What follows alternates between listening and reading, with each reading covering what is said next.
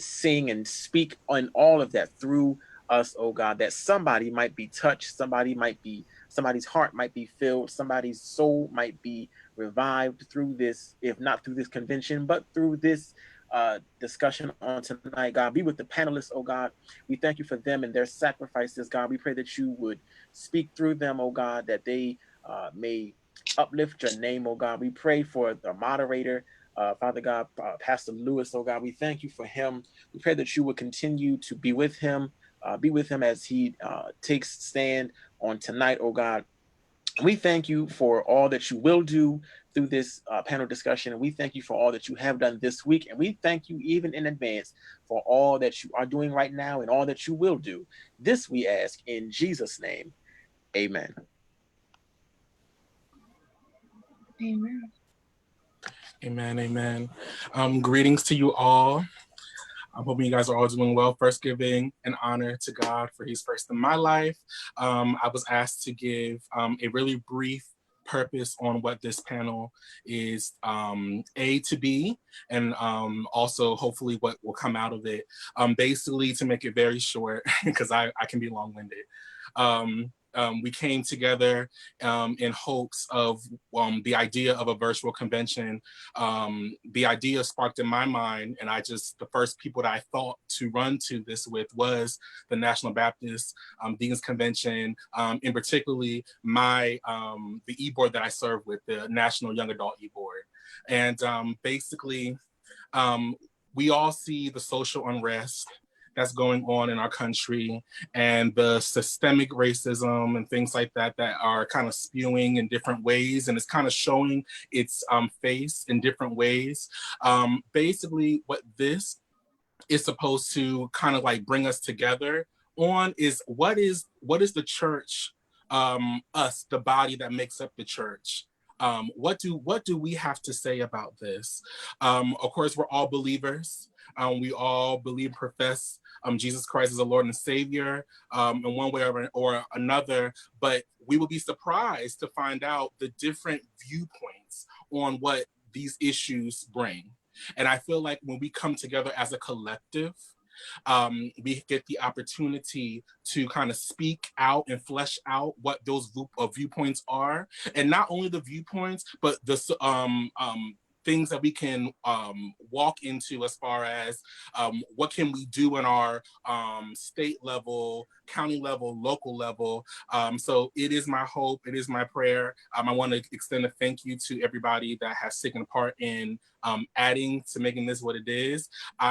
Basically, this is just us coming together. What is our review as believers on what's going on and how can we make a difference going forward? Thank you so much.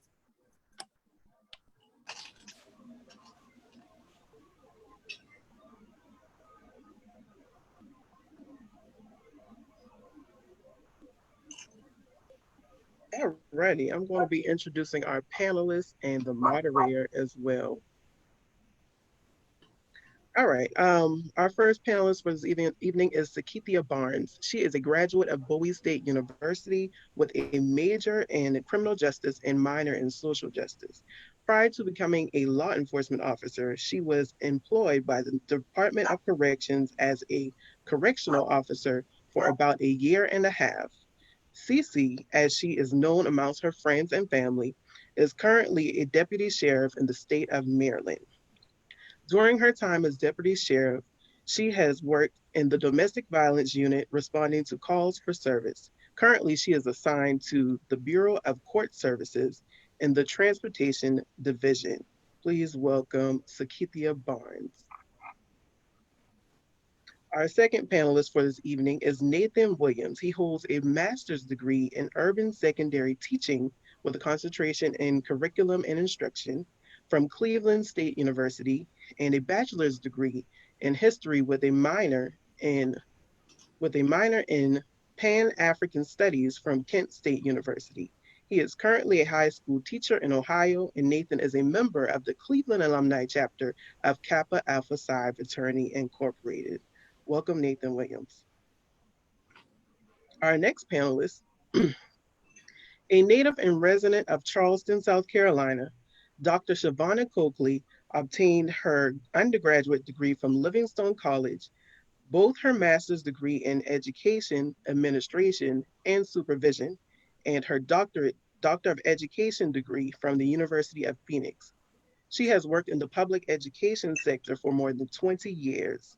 Dr. Coakley currently serves as the Director for Student Discipline and Hearings with the Charleston County School District Department of Alternative Programs and Services. She is also the founder and executive director of a nonprofit organization called Know Your Power Hello. and the Power Oh, pretty good. How are you this evening? and the Know Your Power and the Power in You Coaching and Empowerment Services LLC. Dr. Coakley is a member of one of the best sororities in the world. My sorority, I'm proud to call her my soror of Sigma Gamma Rho Sorority Incorporated. Welcome, Dr. Shavonna Coakley. Our next panelist for this evening is Wynton A. Johnson. He is a graduate of North Carolina A&T State University and also Purdue University. While he is an engineer by trade, he is passionate about empowering the next generation of Black leaders, thinkers, and creators through meaningful mentoring opportunities. Wynton is dedicated and committed to a life of service, and he is a proud member of the National Society of Black Engineers, one of our own, the National Baptist Deacons Convention Young Adult Department, and also a member of the Alpha Phi Alpha Fraternity Incorporated. Welcome, Wynton Johnson. Our next panelist for this evening is Leslie Mehta. She has close to 20 years of legal experience working in law firms and nonprofit organizations. She most recently served as the legal director at the ACLU of Virginia. Leslie currently serves as Chief of Staff for the Richmond Metropolitan Transportation Authority and also serves on the commission to examine racial inequity in Virginia. Welcome, Leslie Mehta. Our next panelist is Ms. Natashia Rhoden. She is a licensed master social worker and currently works for Child and Family Services in PG County, Maryland. She received her Bachelor of Science degree in Criminal Justice, Family and Human Services from Towson University, and later received her master's degree in social work from Morgan State University. Since her start in the field, Natashia has dedicated her service to working with urban youth and families and equipping them with the necessary tools and resources in order to become self-sufficient. In addition to her work with Child and Family Services, Natashia has also worked with an outpatient mental health facility and a level 5 public school level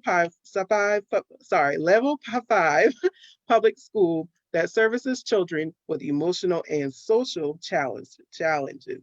Welcome, Natashia Rhoden. Our next panelist for this evening is Michael A. Brown. He is a husband, father, church elder, musician, and community activist. He is the City of North Charleston councilman who serves the District 1 area. He is also the owner of the Blue Note Bistro and the leader of the National Recording Gospel Ensemble Mike Brown in Focus. We do welcome Michael A. Brown. He may not be on here yet because he actually is at a city council meeting, but he will join us at some point later in the evening. And our last panelist for this evening, he is a former alcoholic, drug addict, and ex-offender. Pastor Thomas Dixon is a community advocate who ran for the U.S. Senate in South Carolina in 2016 and the office of mayor of the city of North Charleston in 2019. His organizational affiliations include board seats with Brady United Cafe, Healthcare Workers United, and the Democratic Black Caucus of South Carolina, Charleston County chapter. If you don't remember anything else from him, when it comes to social justice, remember he wears that red scarf for a reason, and it's to say that enough is enough. Welcome, Pastor Thomas Dixon. And lastly, one of our own, our moderator for this evening will be Pastor Rodney Lewis II. He is a native of Charleston, South Carolina. He is currently a music teacher at an elementary school in Maryland and also a member of the National Baptist Deacons Convention, serving as our youth and Young Adult Choir musical director. And he's also the pastor of Harvest United Ministries in Clinton, Maryland. And I'm going to turn it over to Pastor Rodney. Good evening. It's good to see each and every one of you. And first and foremost, thank you all for taking time out of your schedule to come and be a part of this panel discussion. We know that everyone has a busy schedule since we are all out and about and have cabin fever, but we thank you for just staying still just for a moment in time and taking some time with us. So do want to extend greetings to each and every one of you all here this evening. I'm excited about what this evening has in store. Of course, you know, this is a hot topic all across our nation. I don't believe you can turn on a television or open up a phone or email or anything without hearing something about social justice. And so as Devin explained earlier, we got together and had this brainstorm idea of how does that affect the Black community, right? We hear about it all the time, but we want to know from people who are actually out in the fields, not only in the social justice field, but who are just regular, ordinary, everyday people, right? A lot of times we don't think about how social justice affects the mail person who delivers our mail every day, right? We just simply know that they deliver our mail and we don't think anything else of them, or how it even affects the person who bags our groceries every day. They come out to work, you know, we see them, we may acknowledge them, we may not, but we never know how this just affects the everyday, ordinary people. And so we wanted to take this time just to come out and to kind of get a sense of how we not only understand what's going on, but how we mobilize it. One thing that we know as the church can always pray, but the Bible also says that we are to also have wisdom as well. And so we want to not only pray about things, but have God to show us the avenues as to how to make change, how to be about the change. We know that Jesus himself did most of his work outside of the sanctuary, right? He spent most of his time right there on the streets dealing with the social justice issues.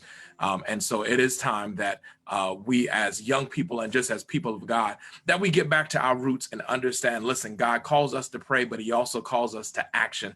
And how do we take that action in a civil manner and a manner that is being of children of God? So thank you to each and every one of you for joining us this evening. So I want to open this up with a question for everybody, and I'm going to give you a couple minutes to think about this question as I pose it. Each of you, of course, having very different backgrounds in your work and social lives, but I want to pose the question to you in, I'll say, 2 minutes or less. If you can give me a summary of it, if you can give me the most memorable moment in your life when you first experienced racism. The most memorable moment in your life when you experience racism. This could be on your job, but just in your lifespan, period. Give me that memorable moment. I'll share one of mine myself and give you all a moment. I grew up, of course, in Charleston, South Carolina, born and raised right there, just working at Maryland now. But I can remember growing up and being in elementary school and having a teacher in first grade that told me I would never be a good reader, right? And this is a first grade, young, impressionable boy. But in my mind, I knew where my footing was. And of course, you know, growing up in church down south, we were voluntold to do everything. There was no choice in the matter of what you were going to do. On Easter Sunday, everybody was going to get up and say an Easter speech. And especially if you were in a Black Baptist church, there was no way around it. Everybody was going to get up and say a speech, and you were going to memorize that line. Didn't matter how long it took you. And when she gave me that statement, that's what stuck in my head. Was the fact that I had parents and I had those at my church who were always encouraging me, even when things were difficult, to be able to overcome them. And I did. I overcome that struggle to read and continued on. And like I said, got bachelor's and master's in there. So that is one of my first moments that I can remember of experiencing racism on my own. Pastor Dixon, I'll turn over to you. If you can unmute yourself at this time. All righty, thank you so much.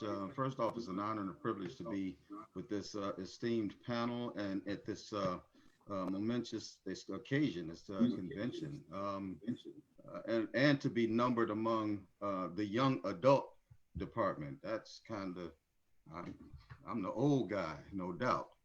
But that 2 minutes, okay. First experiences.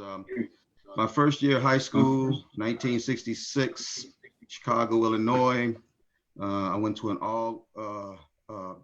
predominantly white, 98% white high school, Catholic high school. And most of that 2% of Black people there were athletes. The team name was the Quigley South Rebels. And this was in the middle of the Civil Rights Movement. The banner that they used was the Confederate battle flag. And when we made a problem, spoke on that, the school didn't understand.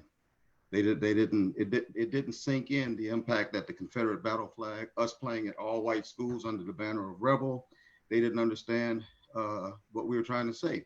They didn't understand until we told them we weren't playing any sports, until they changed the name. It took a whole year before they changed the name. So. Thank you for that. Wow. Chi-Town in the house, I see. Good to have you, good to have you.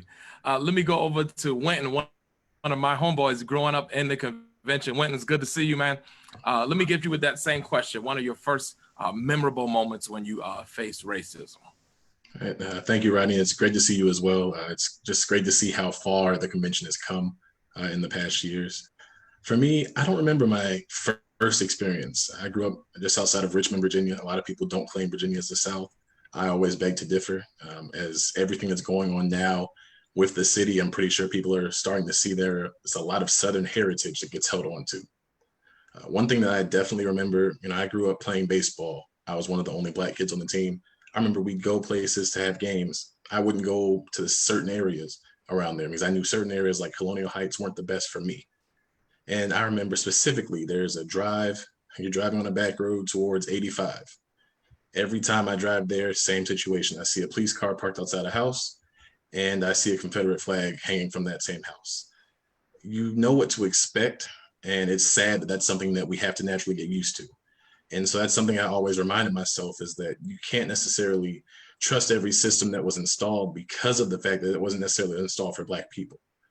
So when it comes to my first racist experience, I can't remember it. There have been a few I probably have put in the back of my mind, but that's one thing that's definitely stuck in the back of my head for as long as I can remember. Thank you for that, Wynton. Thank you. Let me move over to Leslie. Good evening, Leslie. Good to have you with us. And yes, give me a little bit of your background in that same question as well. Sure. I too would like to thank everyone for being able to participate in this very important discussion. When the question was posed, one of the things that I really thought about was when I was in high school. My last 2 years of high school was at a residential high school in Durham, North Carolina. And I grew up in a small town in North Carolina. And the way that you were able to get into this residential high school was that you had to apply and you had to have good grades, and there was an interview process and all of that. And one of the reasons why I was interested in participating in this program was because a student a couple of years older than I was had gotten in, and he was considered the smart kid in his class. So I really wanted to, a Caucasian student he had gotten in. And so I went to my teachers and I asked them what the process was and how I could do this. And I was told, well, he's really smart. And I thought, well, I get the same kind of grades that he gets, and I knew the student, and I'm from a small town. We knew the students, and I thought, well, my grades are just as good as his. I don't understand. And one of the reasons why I wanted to bring this up is because I went back to my parents to have the discussion about it. And I thought, I don't understand why these teachers who know me, who know my grades, they know my background and all of the extracurricular activities I was participating in, why would they say that? And that's one of the earliest memories, and I'm sure I had more before that, but that's one of the earliest memories I have of having the talk with my parents. They were saying, you know, they're likely, and I can't get into the head of the teachers, but likely it was because they thought, you know, even though he got the same grades, he did just as well in school, I did just as well as he did, that they're thinking, you're not smart enough, you're not as smart as him, you're not as good as him. And I ultimately got into the high school program, but it stuck in my mind in terms of, you know, you have to prove yourself and you have to work hard to do it. So that's one of my earlier, if not earliest, memories. Wow, thank you for that. And yes, I definitely can attest to the double hurdle of not only being a female, but being a Black female as well, and then having to prove yourself just as doubly. So thank you for that. Let's move on to Dr. Coakley. Dr. Coakley, thank you for joining us as well. If you could, same thing, same question, and share just a little bit of your insight as well. Thank you. Thank you. And as the other panelists have said, thank you for inviting me out this evening. My experience is one that I will never forget. It happened in Salisbury, North Carolina. I was attending an HBCU, Livingstone College, and like most of the college students, we were taking our daily walk to Food Lion. Once we got on the campus, there was a Caucasian male who drove by, stopped his vehicle, and he threw a bag of Captain John Durst bread at me. And he said, because I know this is all you all are going to eat anyways. For me, leaving Charleston, South Carolina to go to Salisbury, North Carolina, I'll be honest with you, that was a new experience for me, and I didn't understand it. So when I turned to my classmates and asked, what is this all about? I had one person who looked at me and said, you know, and I was like, no, I don't know. And the response was, you're in Salisbury, North Carolina, home of the KKK, so this is going to happen. And even though this was my second year in Salisbury, North Carolina, it was my first lived experience, not only with KKK understanding, but also with actually being a target to that behavior. And from that day forward, it was never a walk for me. It was, let's get a vehicle and I will drive everywhere I need to go just to make sure that I am guarded. Yes, I can definitely attest to that as well. Having left home from Charleston, South Carolina, and going up to the upstate in Anderson, South Carolina, definitely had similar experiences up that way. And, you know, even growing up in Charleston, you know, we think things are one way, but then you go someplace else and you find out, no, it's not just there, right? It just has a different face to it, a different look to it, but it's still all the same. So thank you for that experience there. Let's go to one of my favorites. I am blessed to have two members of my church on as well. So I guess you can say I am very bipartisan to having both of them online and having both of them in my church. Listen, not every day you can have a sheriff in your back pocket. I don't got to worry about no trouble in my church. I said, listen, if you don't like the word, you're going to go see Sheriff Barnes, and she's going to make sure she take care of you good and well before you even get close to Pastor. So good to have you on, Cece. And if you can share just a little bit as well. Oh. Okay. Thanks for having me. I think the first encounter I had was maybe when I was like 7 or 8. I was at the mall with some of my cousins. It was like for somebody's birthday sleepover, and we had went into a store. It was about a group of 6 of us, and we had went with my cousin's mom, and we were in the store, and unlike the other customers, her mom had noticed that we were being followed around the store, you know, I guess assuming that we were going to steal something. And so we didn't know. So she gathered us all together after maybe like 5 or 10 minutes and made us leave the store. And then we didn't understand why we had to leave the store, but at that point when we got home, she had to sit us all down and have the conversation of why we had to leave the store, and her noticing that, opposed to other customers, that we were being followed around the store, assuming that we were there to steal because we were in such a large group and because we were all African American. So that was the first experience I had of having to have the conversation about racism and what it was. Thank you for sharing that. Let me move on to Nathan Williams. Nathan, good to have you as well. Glad you were able to clear your schedule and join us this evening. So I'll pose the same question to you as well, Nathan. I would say my first that I can remember came as a microaggression, where I actually had a good-natured teacher, but I was in middle school, and I went to a really ethnically diverse middle school, and this teacher had this great idea. We were going to have a potluck the next day, and she wanted everyone to go home and make a dish from their native land. So one kid said, all right, I'll make something from Italy. Another kid said, I'll make something from Sicily, something from Puerto Rico. And when it was my turn, I said North Carolina. And the whole class broke out laughing. And that was the first time I realized that they had a history that I did not. They had a connection that I did not. And it really sat with me.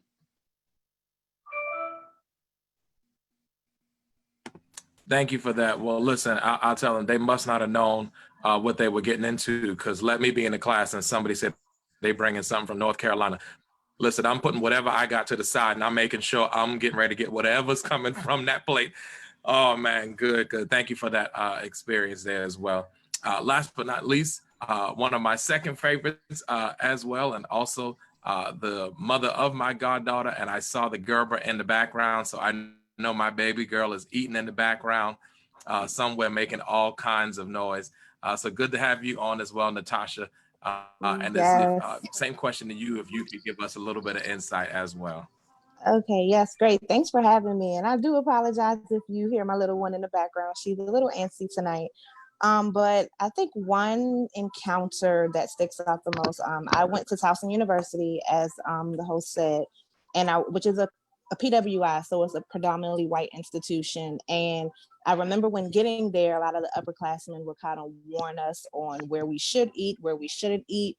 So, of course, me and my friends, still being, novice in the area, we did go to this place that had subs, and we knew that the service was not as great, but we didn't really pay attention to it until our white counterparts walked in, and we noticed an extreme difference in how they were servicing them, or how they were servicing them versus us. And I think that was the first time that it was kind of blatant in my face. I grew up in a very predominantly African-American community with high school, middle school, elementary school, what have you. So that time in college was the first time I think that it was actually geared towards me, and I actually felt the blow of what, racial discrimination felt like. Yes, Riley, I know every time she hear her Godfather voice, she want to talk.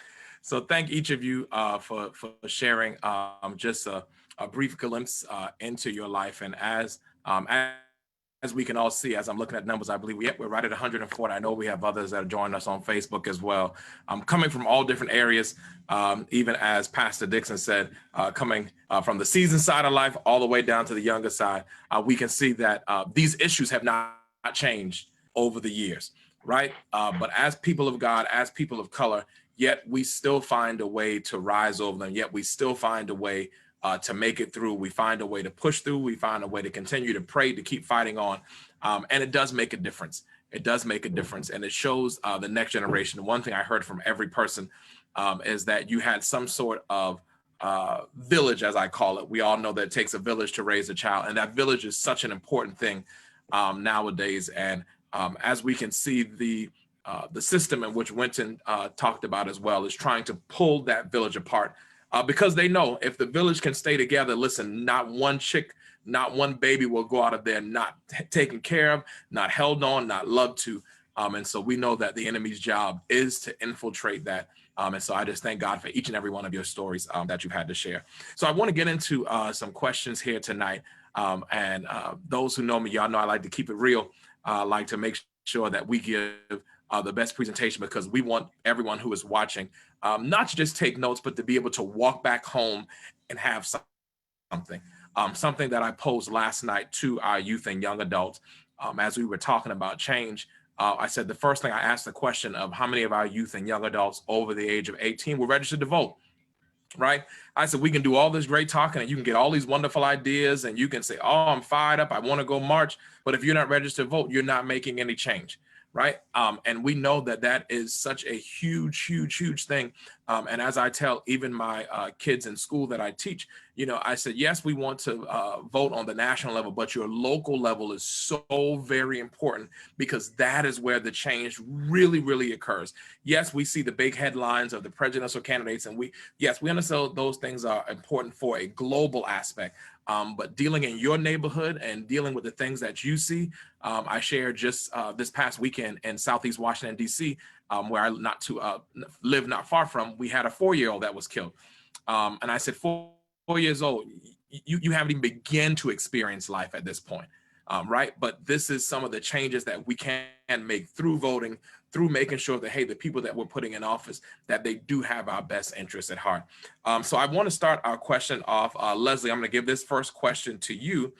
And the question reads from one of our members. It says, when you feel as if your rights have been compromised or disregarded, what should be your response? And the second part to that, what should a person do to report the offense? I'll read it again. When you feel as if your rights have been compromised or disregarded, what should be your response? And secondly, what should a person do to report the offense? Well, I will start with a very lawyerly answer, which is it depends. It depends on the circumstances. I've participated in civil rights law for the majority of my legal career. And one of the things when I was the legal director of the ACLU of Virginia that I often talked about was are your rights. And then there are the things practically, particularly for people of color, that you need to do in order to be able to, you know, live to assert your rights at the end of the day. So if you're talking about, you know, a situation with respect to, you know, say law enforcement, and you see that the situation is getting heightened, and you see that the situation is getting to a point where, you know, reasoning and talking through the situation may not be the best avenue at the time. You know, even though you may have the right to assert your authority, if someone is trying to, you know, for instance, there's no warrant and the law enforcement agent is trying to come into your home, and you know that you have a right to not allow them to come into your home, there may be a situation where you have to think practically too, because you want to be able to live to assert your rights to a court of law at the end of the day. So you have to think about those kinds of situations. So in that particular instance, what you may want to do is know your rights, but comply and later assert your rights with the judge at the end of the day. I am a mother. You know, and when it comes to maternal care, African-American women disproportionately are affected by the maternal care in the United States. We disproportionately get less care, less quality care. There may be situations where you want to assert your rights with the nurse or the doctor in the hospital. If you're in labor, there are times when you may want to speak up, or there may be times where you want to wait and assert those rights after the fact. It depends on the situation. I think the most critical piece to that is to know your rights. And if you know what your rights are in a given situation, you can analyze the situation at the time. You can say, this may be best. I can assert my right. I can say, for instance, with a law enforcement agent at your door, a police officer at your door, do you have a warrant? If you don't have a warrant, I don't have to let you in, unless there's a no-knock warrant, but that's a different kind of situation. But it's, well, that's still a warrant. But either way, so if someone is trying to come into your home and they don't have the right to come into your home, if what you're saying is you can't, you know, you don't have the right to come inside, if that ends the conversation, that ends the conversation. And that's great. You know that you have that right and you've asserted it and it worked out well. Under other circumstances, it may not be the case. And you have to not only know what the law is or know what your rights are, but you have to know, particularly as a person of color, when to assert those rights, because you want to be able to live at the end of the day to be able to assert those rights whenever you need to. Wow, I took a lot from that. And actually, two questions that I'm coming back. I'm coming to you, Pastor Dixon, and then I'm coming to you, Officer Barnes, next. Pastor Dixon, in the same vein, you are an activist and the forefront of the community. How, when you protest, how or what provokes your protests, and how do you get people in the mind test of, as Leslie just said, being able to protest, but understanding what we're protesting for? Because we know now everybody wants to come out. As soon as Black Lives Matter started, I mean, the t-shirts galore. You couldn't find a t-shirt in the store anywhere because everyone wanted to have one. But now not everybody understands what we're protesting for. So how do you gather people together, galvanize them together, but then get them to have an understanding of what we're doing this for? You know, that's one of the most difficult concepts that anyone that's in social justice activism or advocacy encounters. How to get people on board to stand up and express themselves in the right way, not just through an emotional outburst or just in the aftermath of a situation that they're angry over, but to understand that the ongoing systemic racism that we fight continues after the last march, after the last protest. It's still there until we uproot it. So to continue to have the conversations just like this, with people who understand that we can't just hold these conversations in. If each one reaches one, and we're able to educate one another on the fact that we need to stay in participation, we need to stay involved and engaged in eliminating the injustice or fighting against the injustices that we face, that's the only way that we're going to break it down. But it's a very, very hard road. It's not like it was 50 years ago in the civil rights movement, where there was a galvanizing force throughout the nation. Now people are a lot more apathetic in this time. There are many people who think that we have arrived, at least until racism stares them bluntly in the face.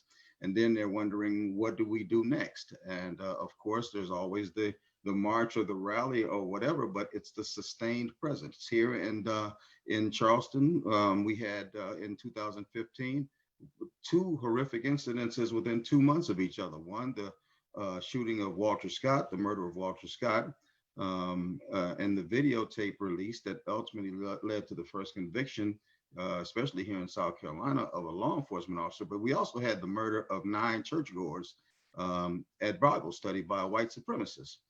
And in the aftermath of those, there was outcry, there was uproar. We had 10,000 people holding hands on a bridge, saying, yes, we understand, let's do something about it. And 2 weeks later, we had 10 people at a rally. So this is one of the most difficult things that for most people that are involved in activism to do, is to activate the public, to let the public understand that this is not, we cannot have moments. Moments lead to more moments. And until we get to the point where we have a real movement, then we're going to continue to encounter the problems that we have. There'll be more George Floyds and Walter Scotts and Breonna Taylors, and I can list, the name could go on and on and on and on. Thank you for that. So now I want to shift focus just a little. I'm gonna come over to Deputy Barnes.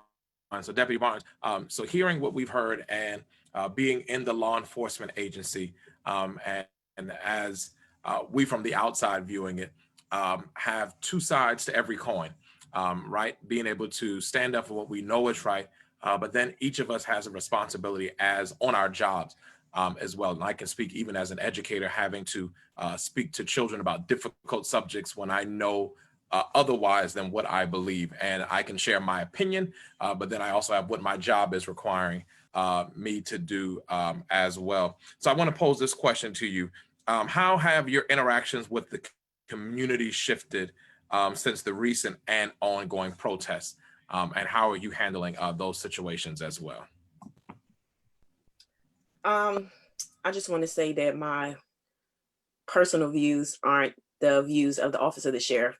So, you know, just to know that this is just coming from me personally, but I haven't changed how I interact with the public. You know, I still continue to have the same, you know, respect, the same, you know, being personable and being able to converse with people, because you're able to solve a lot of things by having conversations.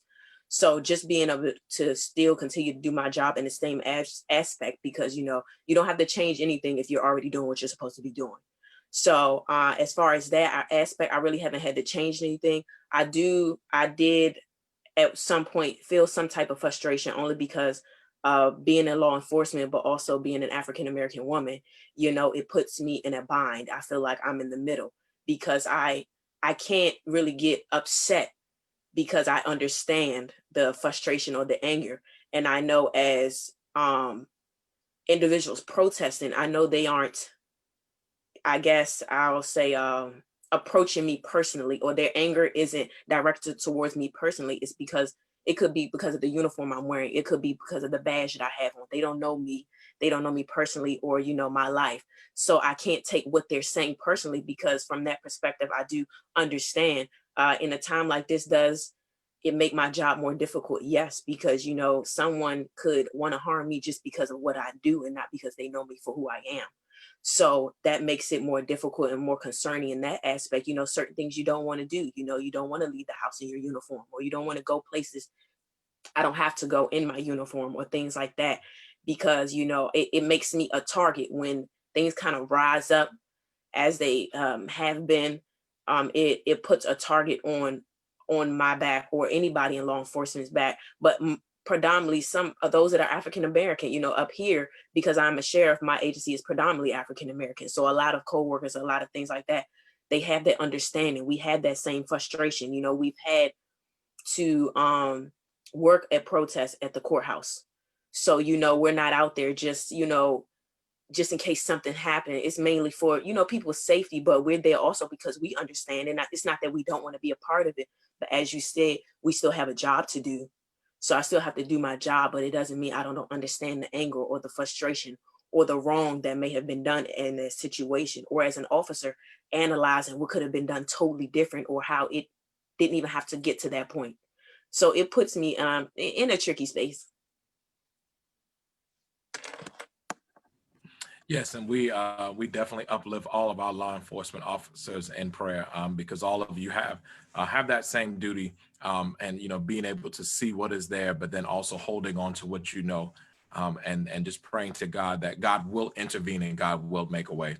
Wynton, let me come down the same path, and then I'm gonna hit my educators in a second, because I got some good questions for my educators. Wynton, let me ask you this question. I know you are in public speaking, and how do we as a people use our voice? I often say every church growing up kid learns public speaking in church, right? Before you get on any big stage, somebody made you get up and say something in church, whether you wanted to or not. You were going to say something in church. I can remember my mom giving us that church pinch on the side on Youth Sunday when they asked you to get up and sing a solo, and you know you didn't feel like singing, but she said, "Don't you embarrass me in here. You're gonna get up here and you're gonna sing in front of these people." So Wynton, as a public speaker, how do we use our voice? And I know we have a lot of our youth and young adults on here as well, who may be in that age where they feel like they don't really have a voice. But how do we as young people, how do we use our voice to speak out in this time of social justice? So first, I'll apologize for any background noise. One of my neighbors happens to be walking their dog right now. But I definitely have to agree with you. I did learn all my public speaking through the church, whether my grandmother or mother on the line want to speak on it. But because of that, I'll go from one of my favorite scriptures, Romans 1:16. "For I am not ashamed of the gospel of Christ, but For it is the power of God unto salvation to everyone who believes. So I try to speak from an unashamed standpoint. I use that to apply not only to being unashamed of being a Christian, but for whatever I believe in, I'm not ashamed of it. And I want to speak on behalf of that.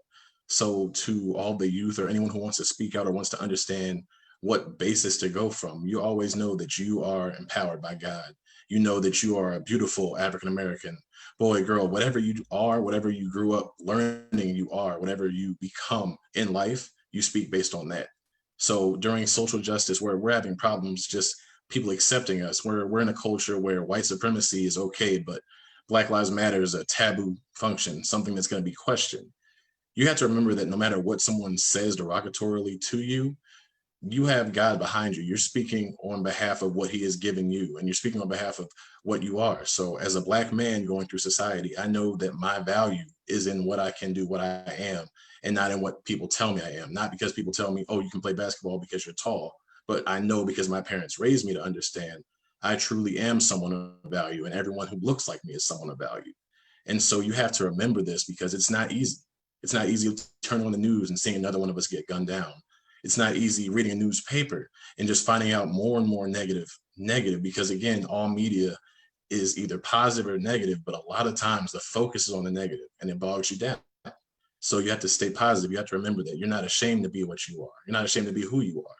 And you really need to just stay sticking on that. So when I speak to youth, when I speak to kids, I really try to impress upon them, hi, my name is Wynton Johnson. I am so-and-so, I am this. And I want to highlight what about me relates to them, so they can know I'm proud of who I am and how I got to this, and what I do. They should be proud of it as well. Thank you for that one. Thank you. Great, great response. I do want to take a brief moment before I get to my next question and welcome Michael Brown. Thank you. Thank you for joining us, Mike. Good to see you, man. Good, good. All right. Let me get over to my education field in this corner right here.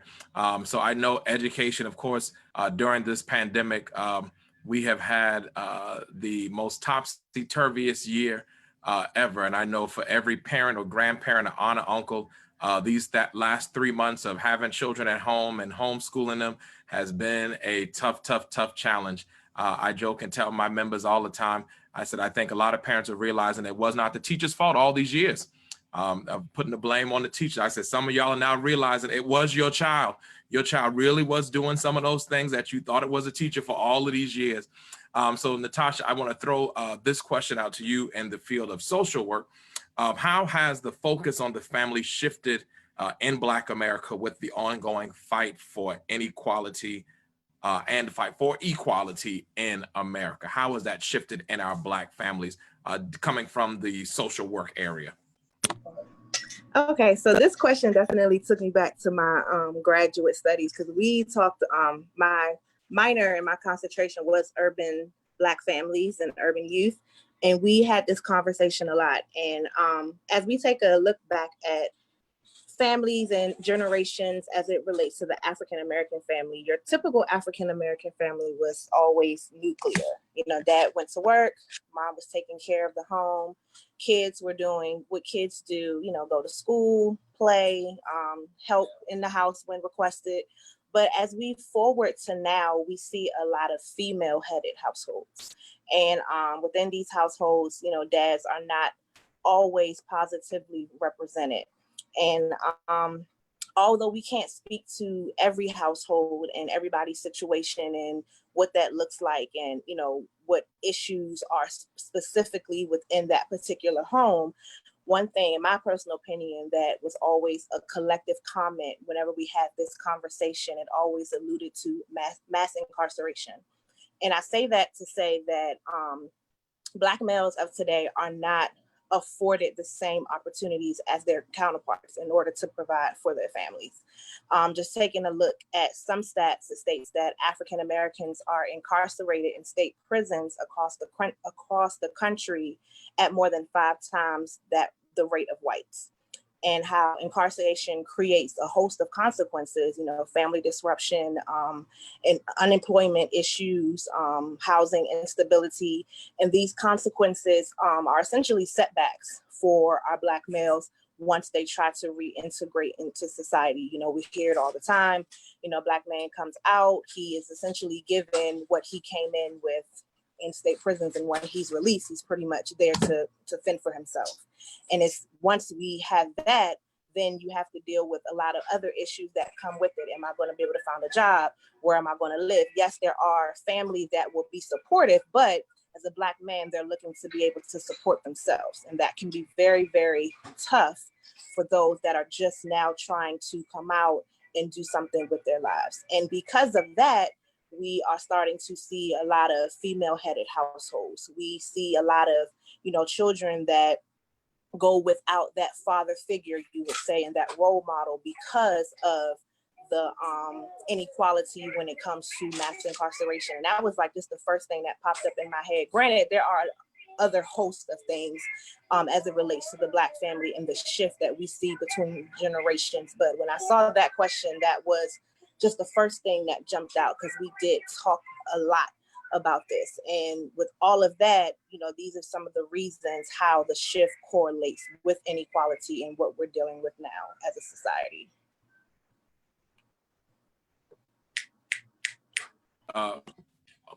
Thank you for that. And I can definitely think back, and Wynton as well, growing up in the convention, of how many years we saw a lot of our deaconess as grandmothers bringing their grandchildren to the convention year after year after year after year. And those children having the experience to have those male role models in the Deacons Convention, right? Being able to come and have those father figures who, even if you only saw once a year, you know you were going to get some piece of word of wisdom that prayerfully would be able to keep you over the years until the next time you came back. So thank you. Thank you for that, Natasha. Nathan, this next one is for you. As a high school teacher, how would you deal with racial injustice among your students? So I know you're in the high school arena. I often say 1 or 2 areas I would teach: elementary, which I teach now, or high school. I said elementary, you can still mold them, shape them. High school, because they're pretty much grown. But I said middle school is a whole nother beast. And the Lord has just not poured enough oil on my head yet to get into the middle school. So yes, how do you deal with that in the high school arena? I think what's really important with our young students, and we kind of spoke about it before, is can you decipher microaggressions? Can you see racism? And then how do you react to it? Because there's time where you have to call racism out on the carpet, and there's other times where you need to ride the wave, unfortunately, in this country. And I think that's one of the educational pieces that our students are really missing. Especially in the urban areas, we're always taught if somebody insults you, you go automatically to 10. And unfortunately, when you get in front of police officers, in front of judges, when you get in front of people like that, you can't go to 10. You have to continue to use your mind, not just your attitude. And so when it comes to social injustice inside of the school, because it happens a lot, Black people have to be very strategic, which is something other races don't quite have to do.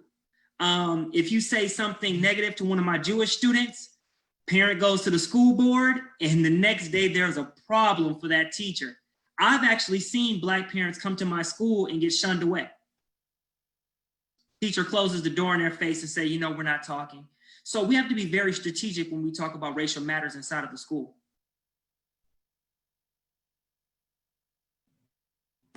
Wow, thank you for that. Thank you for that. Yes, definitely in the education system, it definitely is a different beast altogether. Like I said, being able to deal with the political side of it, dealing with the family side as well, and then where you fit in right into the middle of all of it as well. Dr. Cloakey, this next one is for you. I know you are Director of Alternative Programs for Charleston County School District. And so working in the field of education as an empowerment coach with viewing our current climate, what advice would you give to our young people in reference to goals and ambitions? Really good question. Thank you for asking. And I will start by saying any views that I express is not related to that of Charleston County, but definitely the practices from my background experience and the professional career that I bring to the table. So immediately I am going to quote a statement that's at North Charleston High School, and it basically states, education is a possession in which man can never rob you. And that's vital because I don't care where you go and what is the scene at your school, whether it be local or high school or middle school, as long as you are receiving an education, that cannot be taken from you. The education looks different in different ways. Louis Farrakhan says it very eloquently. He says, I will no longer bend where I do not fit, and I will not scratch where I do not itch. And I try to explain to our parents, and I try to explain to students, if it's not impacting you, walk away and leave it alone. You have two circles, a circle of influence and a circle of control. Your circle of control are those things that you have power to do and not do. Your circle of influence is your background experience that you can ask others to do something based off of the professional knowledge that you have. And I think a lot of the problems with our young scholars, because I don't call them students, they're scholars. A lot of the problem with our young scholars is they don't understand the power that is within them. So we teach them with know your power, that you speak your power, you wear your power, you stand in your power, and you are unapologetically bold in your approach by being bold in your education and by being bold in your stance. Yelling and screaming, no one's going to hear you. Presenting the facts and laying out your wants and needs in an unapologetic manner will get anybody to hear you because they see what you're bringing to the table versus hearing the shouting and the screaming. Wow, thank you. Listen, I took a whole earful of notes just from your quotes and quotes alone. So thank you for that. But yes, I think one of the things, and it's so funny, one of my favorite principals, she calls our students scholars as well. And it's always stuck with me. And from the moment they walk in, even as kindergartners, she prepares them not for graduating high school, but from graduating from college, because that's the level of expectation. And sometimes we do need to tell our children, yes, that it is sometimes in the way you present yourselves and how looking at those spheres that you can control, that is a very, very important key. Once again, I do want to welcome Mike Brown and with us. It's good to have him here. Man, I think me and Mike go way, way, way back, long time. I think every time I go home, we got a video from the old Christian Baptist church. So I can always say I knew Mike Brown before Mike Brown was Mike Brown. When he was up playing on the Kawia organ at Christian Baptist Church back in the day. So always good to have you here, my man. Yes, sir. Right there with the drum. Look, we didn't have drummers back then. Everything was done from the organ. 2 fingers on the drum, other 5 fingers on the keys. That's how we got it done. Mike, I want to give you this question right here. As an elder in the ministry, what advice would you give to those whose heart is heavy from all that is going on within our communities, and those who have taken a step back from prayer and even question if God is moving? What advice would you give to those? Because I know that's a heavy subject, right? We love to shout in church and we love to praise God, but at the end of the day, a lot of people are looking like, I just don't see God in this anymore. I see the protests, but yet I'm flipping on my Instagram, I'm on my Snapchat, and I'm still seeing all these things happen. And I believe God, but I just need to know, what can I do in the meantime? Where is God, and how can I still see God in all of it? So what advice would you give to that person? Man, that is a very good question. And I'll be completely honest with you. I've had some pastors that are, even with as strong as their faith is, are having these same concerns and asking these same questions. The truth of the matter is, the only thing we can do in this moment is rely on God. There's so many uncertainties. We don't know where the cure is. We don't know what's going on with the economy. Some people are doing well now. Some business owners are okay right now, but we don't know how things are going to look in December. We don't know what church is going to look like. There's some churches that are small ministries that don't have the access or ability to have live stream services, still have to have tithes and offerings. You having people that are going to have to look at foreclosing on their businesses. So I can imagine so many different things going on. But I would just tell everybody, continue to keep your faith in God. Be strong in the Lord and in the power of His might, not our might. We have some things we'll never be able to understand, especially something like this. If you told us last year in December when we were opening up our Christmas presents that maybe 8 or 9 months later we would be here, nobody would believe that. And I do want to bring up a subject. I'm not sure if you guys talked about it, but even in the midst of what was going on outside of prayer, we know we need to fast, we know we need to pray, but there's a taboo subject in the Christian church, and that is about mental health. Some of us just need to go get some counseling. It's okay. It's okay to go sit down, to get a Christian therapist, to just talk through what you're feeling right now, because this is real. What we're dealing with is real, and we can't just over spiritualize it. There are people that are committing suicide every day because they can't handle the weight and the oppression that they see. So what prayer can't do, which we know prayer can do anything. We understand prayer can do anything, but sometimes we just need to sit and talk with someone and seek counsel. If you can't reach your pastor, or maybe some things that are not spiritual, you just need a therapist for. I think it's okay to pray and to also go see a therapist.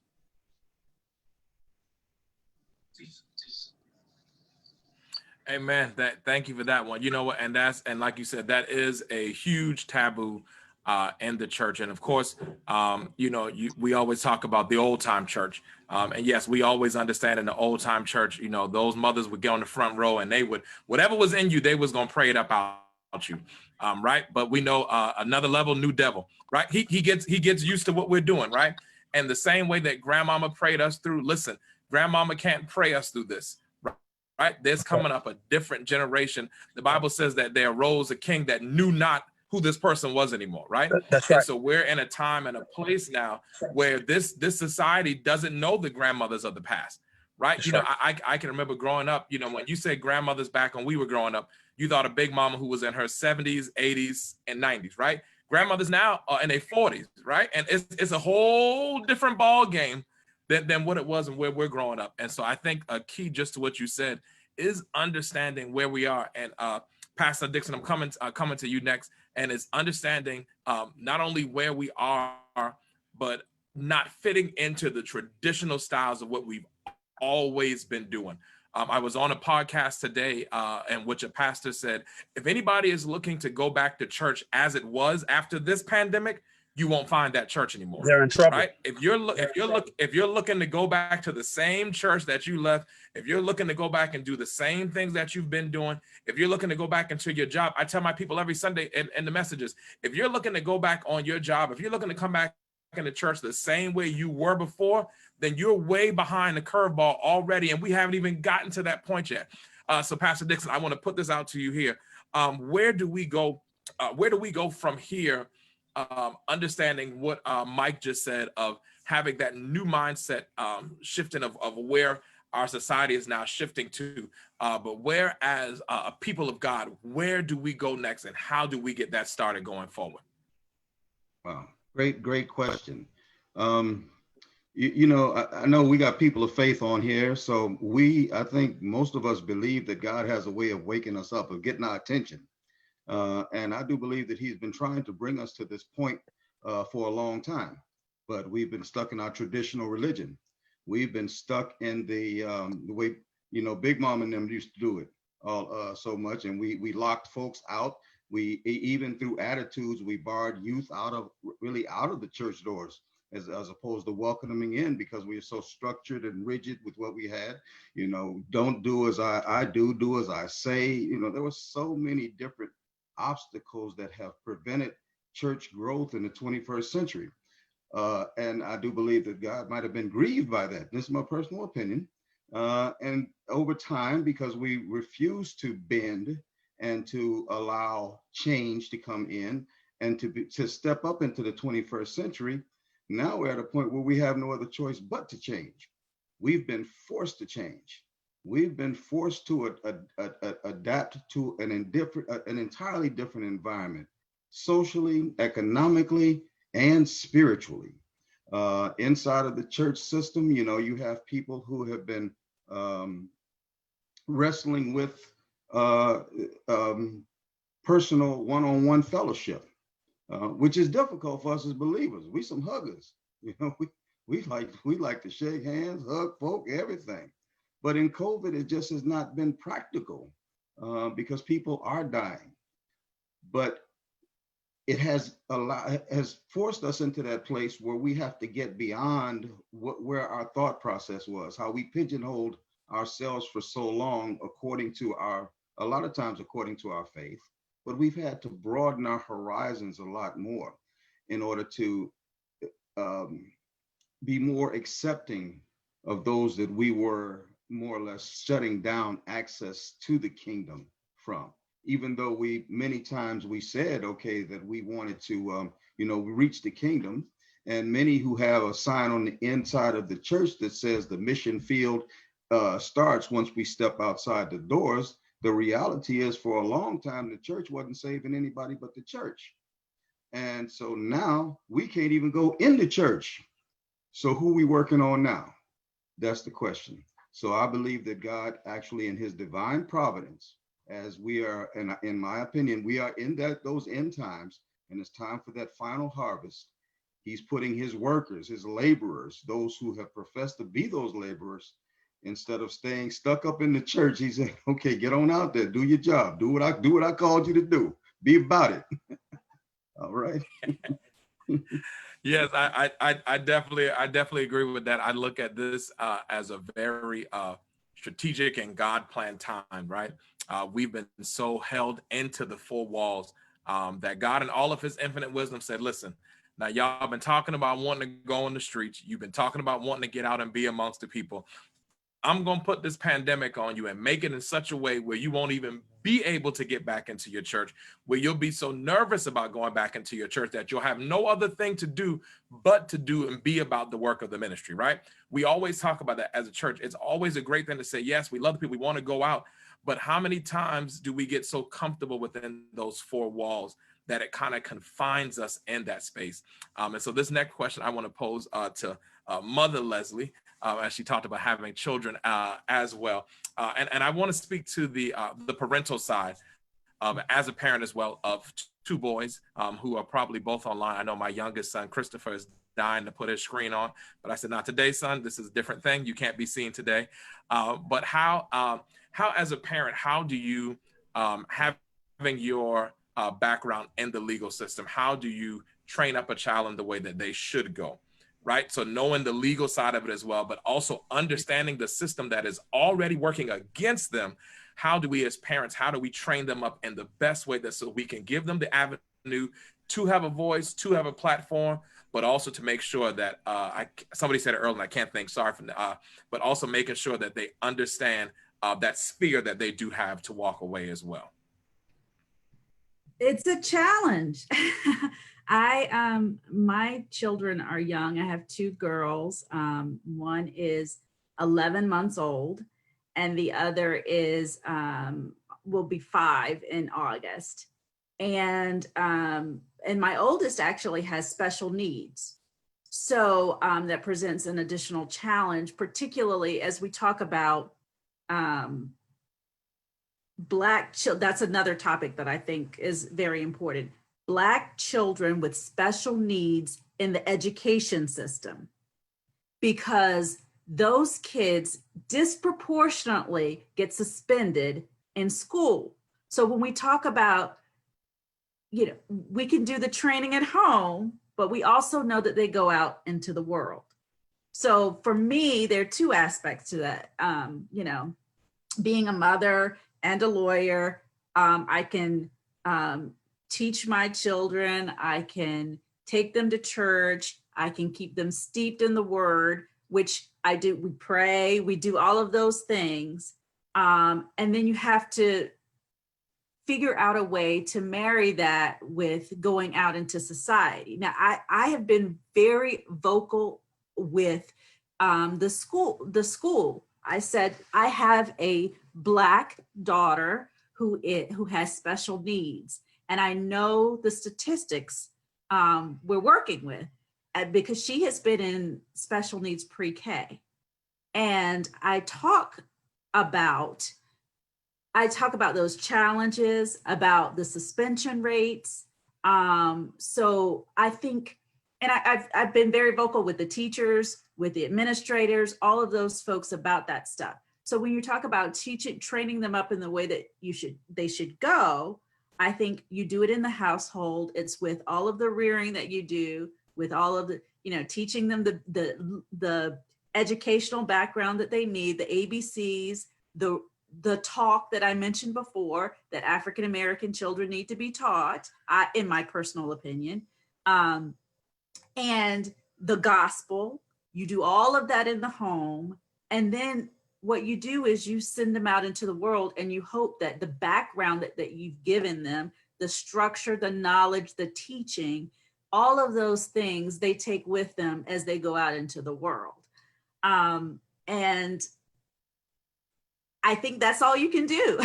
You give them the knowledge that they need, and you advocate for them as they go out. So like I said, my children are really young. And so I am still their advocates in a very direct way. So you make sure that not only are you doing that, and not necessarily in an adversarial way. I'm not suggesting that when I talk to the teachers, I'm adversarial. It's a conversation. I'm just being realistic. There are kindergartners who are getting suspended from high school because they are Black, because they are brown, because they have disabilities. Those are facts.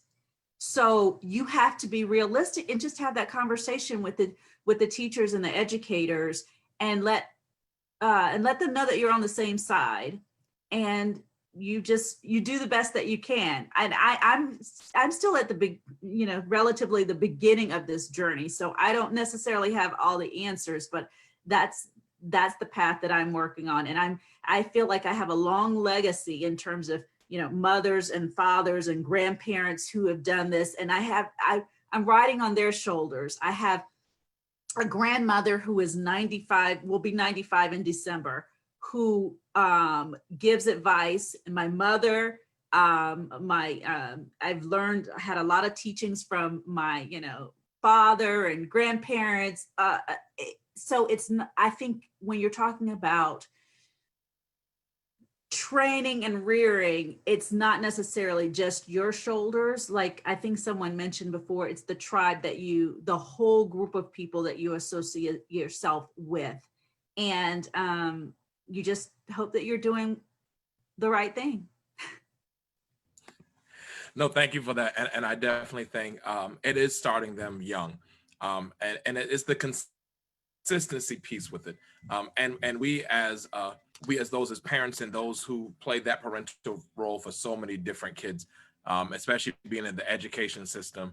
I have students who have now graduated from high school who I taught in elementary school, and they thank me for that parental guidance that they got. And it's being consistent for them, because that's what kids are looking for. They're looking for that consistency. And even as they look and they see all the social injustices that are going on, they just need someone in their life who's going to be consistent and who's going to keep that same talk going to them. So I'm looking at my moderator, my timekeeper, to make sure I'm not running out of time. I do have one more final thought that I want to share, and this is actually going to all of my my Greeks online. I'm sorry, I'm not a part of any fraternity, but I saw all the signs going up here, there, and everywhere. So definitely respect everybody, but I want to throw this question out and to all of you in sororities and fraternities. What roles do you think that sororities and fraternities have in this social justice piece as well? Right, we all know that we have different platforms, and we know that the Greek area is a large platform. Speaking here in Maryland, in the Prince George's County area, where we have I think in the top 5 concentrated area of African Americans in the country. We have so many African Americans in this one area. It's bigger than some states have as a whole. And so we got them all here. They all are here. Of course, being with the home of Morgan State, my wife went to Howard University, Bowie State, you name them, they all in this one. Look, I see the hands going up. Yes, they all right here, all right here in this area right here. So in the realm of fraternities and sororities, and I'm asking this question to all of my Greeks online, how do you all play a role in that piece, and what voice do you think, or do they have, or do you think they should have a bigger voice in this? Oh, I guess I didn't say who go first. Let me start with Wynton, then I'm going to Nathan, and then I'm going to go to Dr. Coakley. So my thoughts represent myself. They do not represent my chapter, the Zeta Xi Lambda chapter of Alpha Phi Alpha Fraternity Incorporated here in Champaign. But I do truly believe that Greek organizations have a big cornerstone they need to fulfill. When it goes back to over 100 years ago, when some of our organizations were started, the biggest part was it was illegal to even have organizations like this if you were African American. At one point in the early 1900s, 3 or more people organizing together was illegal if you were African American. So now with everything going on, we need to continue everything that we started. On behalf of the organization, I know that we have a program called A Voteless People is a Hopeless People. And this was started back in the 30s, where African Americans had the right to vote, but most of them, because of lack of education or because of poll taxes, testing, and threats to their life, were not able to. So this was started to try to help them. And then later in the 90s, it got moved to more of a political awareness and empowerment. So when it comes to social justice, this is one of the things that we focus on to be able to help not only educate about what's going on in your community locally, what's going on with your elections nationally, locally, in your state, but just what's going on and what you can do to support your own people. So out of all the organizations, I feel like there should be not only organization per organization to work with your community, but also to work together in these communities and on a national level to be able to be these people that people watch and see. When you're in an environment where there might not be as many Black people, you say you're in the DC, Maryland area where there's a large concentration. Here in Champaign, where the University of Illinois is, it's not as prominent to see African Americans. So organizations like mine and others, they're very important to be able to have that outreach, to have that visual for people to see and understand, okay, well, this is a group that represents me. I'm going to listen to them and work with them. All right, before I get to that next question, I do want to thank everybody who is still joining us. Man, listen, you know, when you get people start talking and going, especially on the situation, on an issue like this, we can go on and on for hours and hours. We're going to take a brief pause real quick. I believe I'm going to bring Crystal back on. We're going to have a part 2 of this, but I do thank all of our parent body members who are online and for joining us during this time. So thank each and every one of you for coming out. I'm going to let Crystal come back on. I think I do see it. Yes, I do. She's coming back on the screen now. Crystal, if you can pop on and give us our next set of instructions, and then we'll hop right back into part 2 just shortly.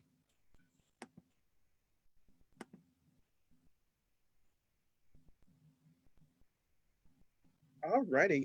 We can actually go ahead and go into part 2. I have nothing in between. And with part 2, everyone, we're actually going to be having our audience on our Facebook Live and also here in our Zoom asking the questions to you all and for you to answer.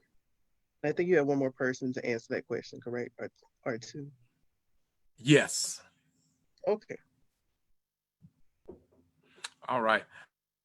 So before we get into that part 2, just want to throw out as well for those, look, you know, we can't have a good church gathering without an offering throw in there. So yes, if you have been blessed by everything that is going on in here, we have newly created our National Baptist Deacons Convention Youth and Young Adult Cash App. I know somebody will fly it up on the screen very quickly. It is $ NBDCYYA. So that's National Baptist Deacons Convention Youth and Young Adult. So if you've been blessed by all of these wonderful people that we've had, look, there we go. This popping up all across the screen. My peoples, listen, you know, church, we know how to raise a good offering, right? You can't come up here and shout and get good word without and look, Andy's the Deacons Convention too.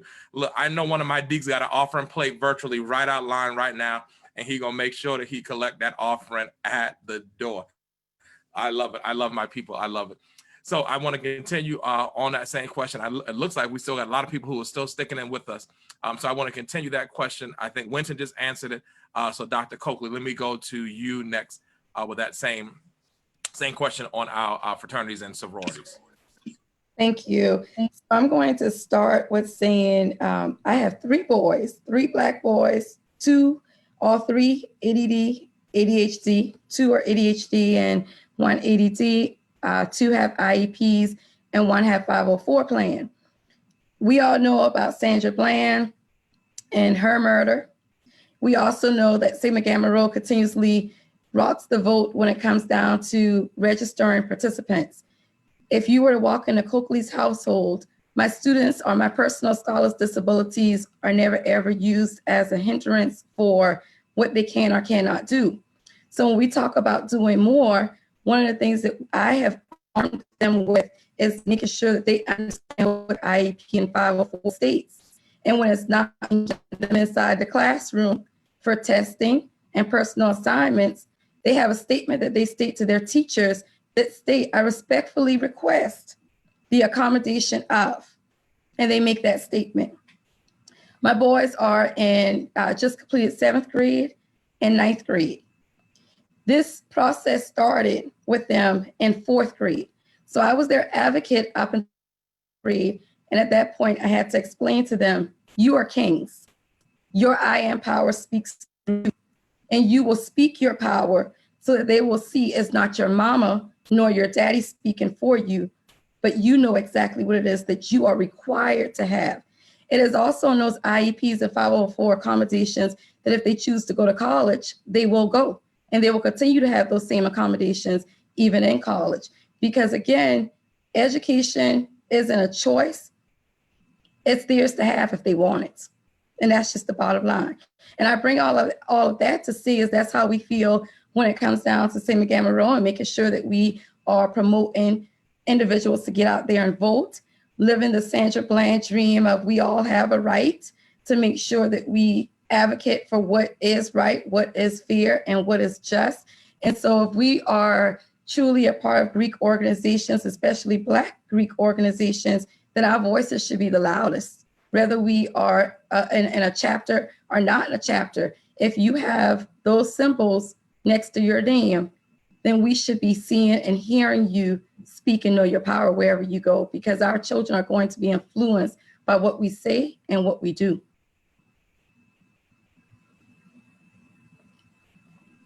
Thank you. Thank you for that. And yes, I definitely agree with your statement, and in making sure that children do understand that even at an early age, you do have a voice in your education. I tell my kids all the time, I said, just because your mom and dad send you to school, the moment you hit the door, the rest of the decision is yours at that point, right? Their job was just to clothe you, to make sure you ate this morning, to get you on the bus and to send you there. But the moment you walk through those doors, this is now your decision as far as what am I going to do and how am I going to be the best version of me for this day, so that when they walk back home, they can see their investment walking back in the door, right?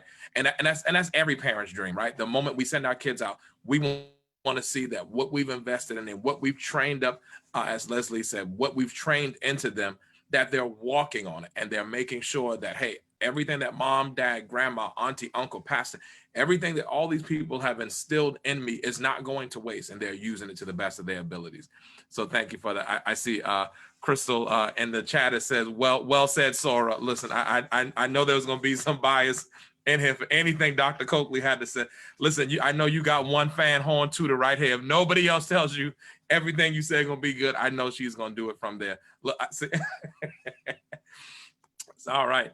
So yes, if we have any of our comments from online, Crystal will make sure to feed those in as well. But I want to keep this conversation going, and I want to go back to the law enforcement area with Deputy Barnes as well. So we've heard a lot of these things, and I know at the convention, I believe this was a few years ago, one of our very own, he's a vice president, one of the vice presidents of our parent body, Deacon Earl Wilson from Connecticut.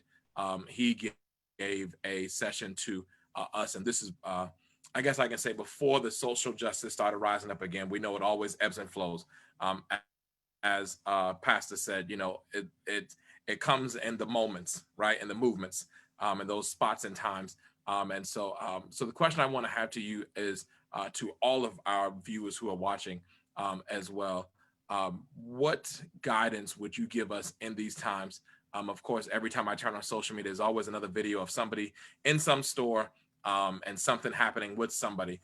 But what guidance would you give to everybody as to how to handle yourselves in a stressful situation when you're dealing with law enforcement?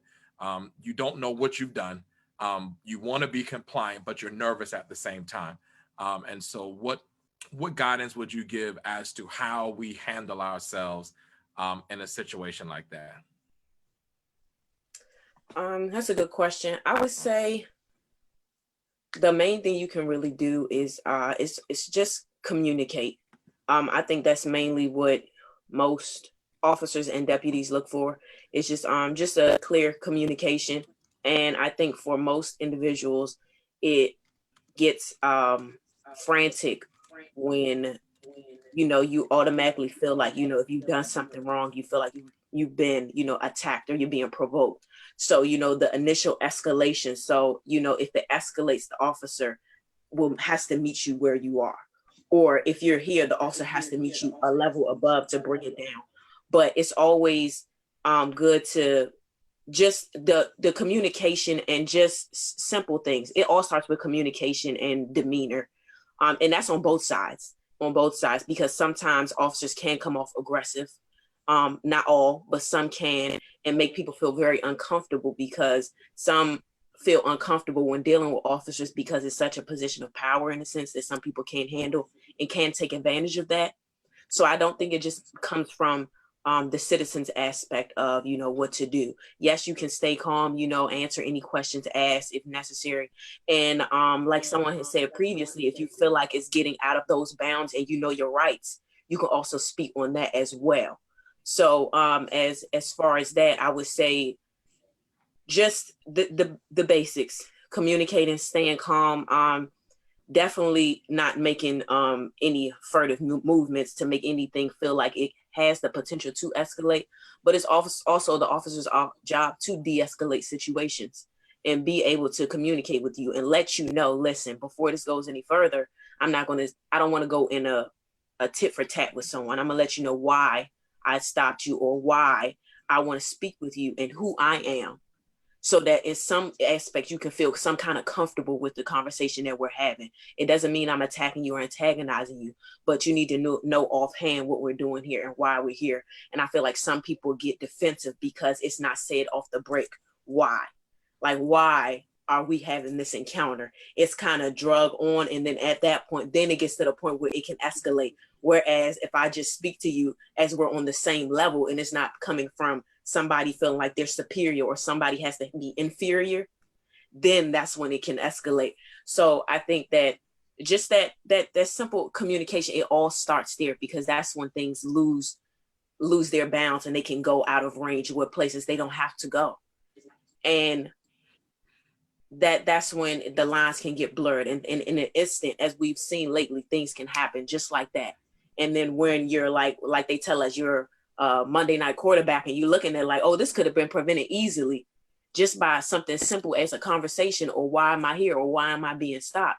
But it comes from both sides. I don't want to say it's something that a citizen or civilian has to do to kind of not make it escalate, but it comes from both sides. Also, the officer and their demeanor and their attitude as well. That can also help a citizen when they're communicating with an officer, because most these days feel uncomfortable, or they feel scared, or they feel nervous. And it's our job to notice those cues to be able to communicate with you. Yes, well said, well said. So this question here, and I'm posing this to anybody, you can unmute and answer this question. So of course, this is the second half. So some of the questions coming now, we're gonna get right into it. As we said, all of the people, all the Holy Ghost people have gone to bed right now. So we gonna just talk real talk right here for a while. So we're taking out the sheets, because nobody gonna pass out on this side here. But I do want to throw this question out, and anybody can answer this one here. So we know we talked about the whole issue with voting and making sure that we get everybody voting. And so when I look at the landscape of our convention, being a third generation conventioner. My grandfather, Christopher C.C. Lewis, Deacon C.C. Lewis, was the president in this convention. My father is currently a vice president in this convention. I grew up in this convention, and now both of my boys are in this convention here. And so when I look at the landscape of our convention, when it comes to voting, how do we energize, I call it our millennial age, from that 18 to 35?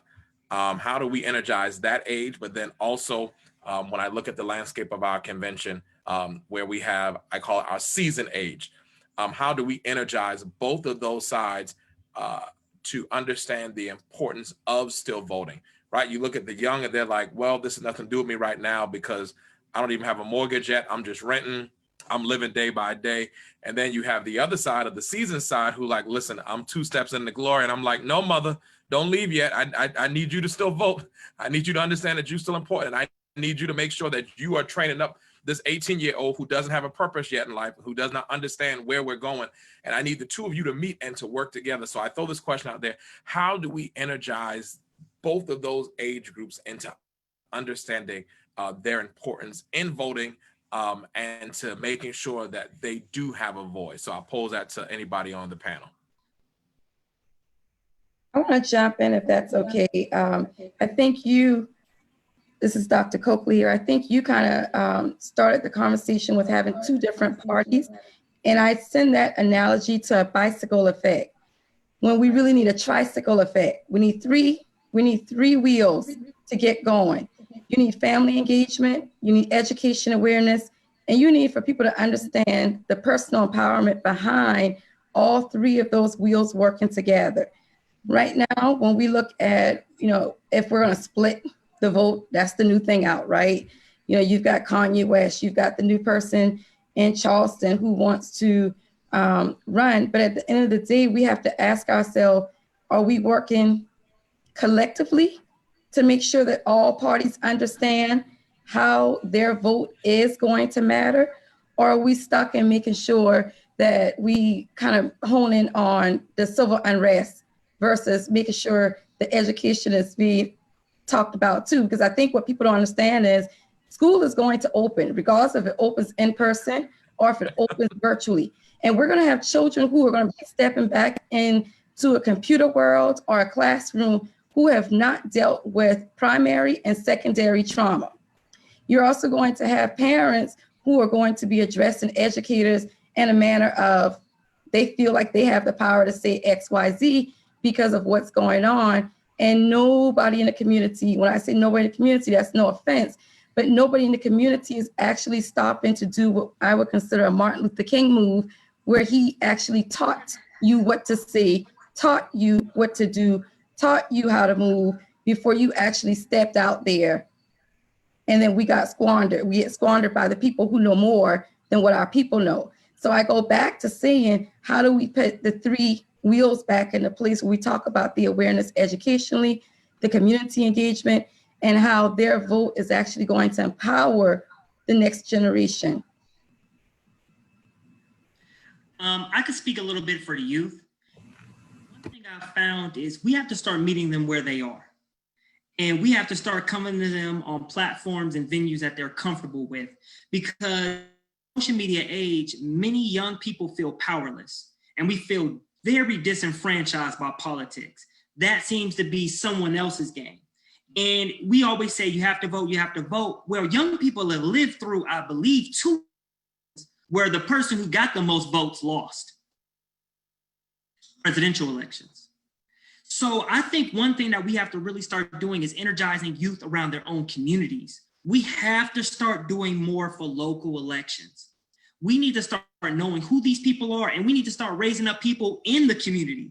If he's popular in the community, he should be at least running for city council, instead of us having these once in every 4-year elections where we think about Donald Trump versus whoever is next, and we never think about our own mayors, our own sheriff, our own judges. And these are the people that are affecting us on the everyday level.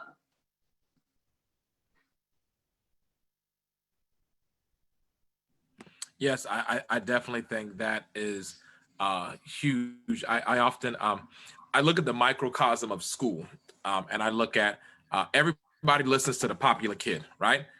Doesn't matter whether he's bad or good. If he's the popular kid, he has the eyes and ears of everybody in the classroom, right? I make it my business. So I teach music.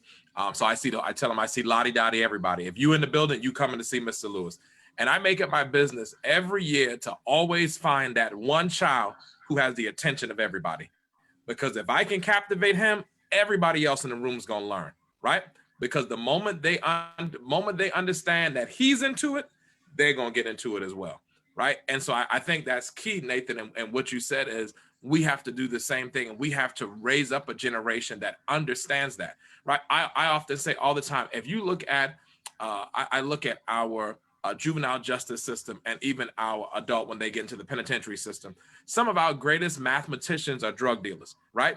They are able to tell money and count better than anybody else, right? I tell them, I don't worry about the banker, because if you mess with a drug, he gonna tell you how much is there, how much you off by, and I mean to the smallest percentage.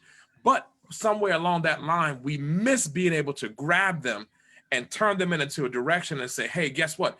You can make a change in this neighborhood. You can make a change in this community. You have the know-it-all, and you have the charisma about you to be able to pull people and gather people into you.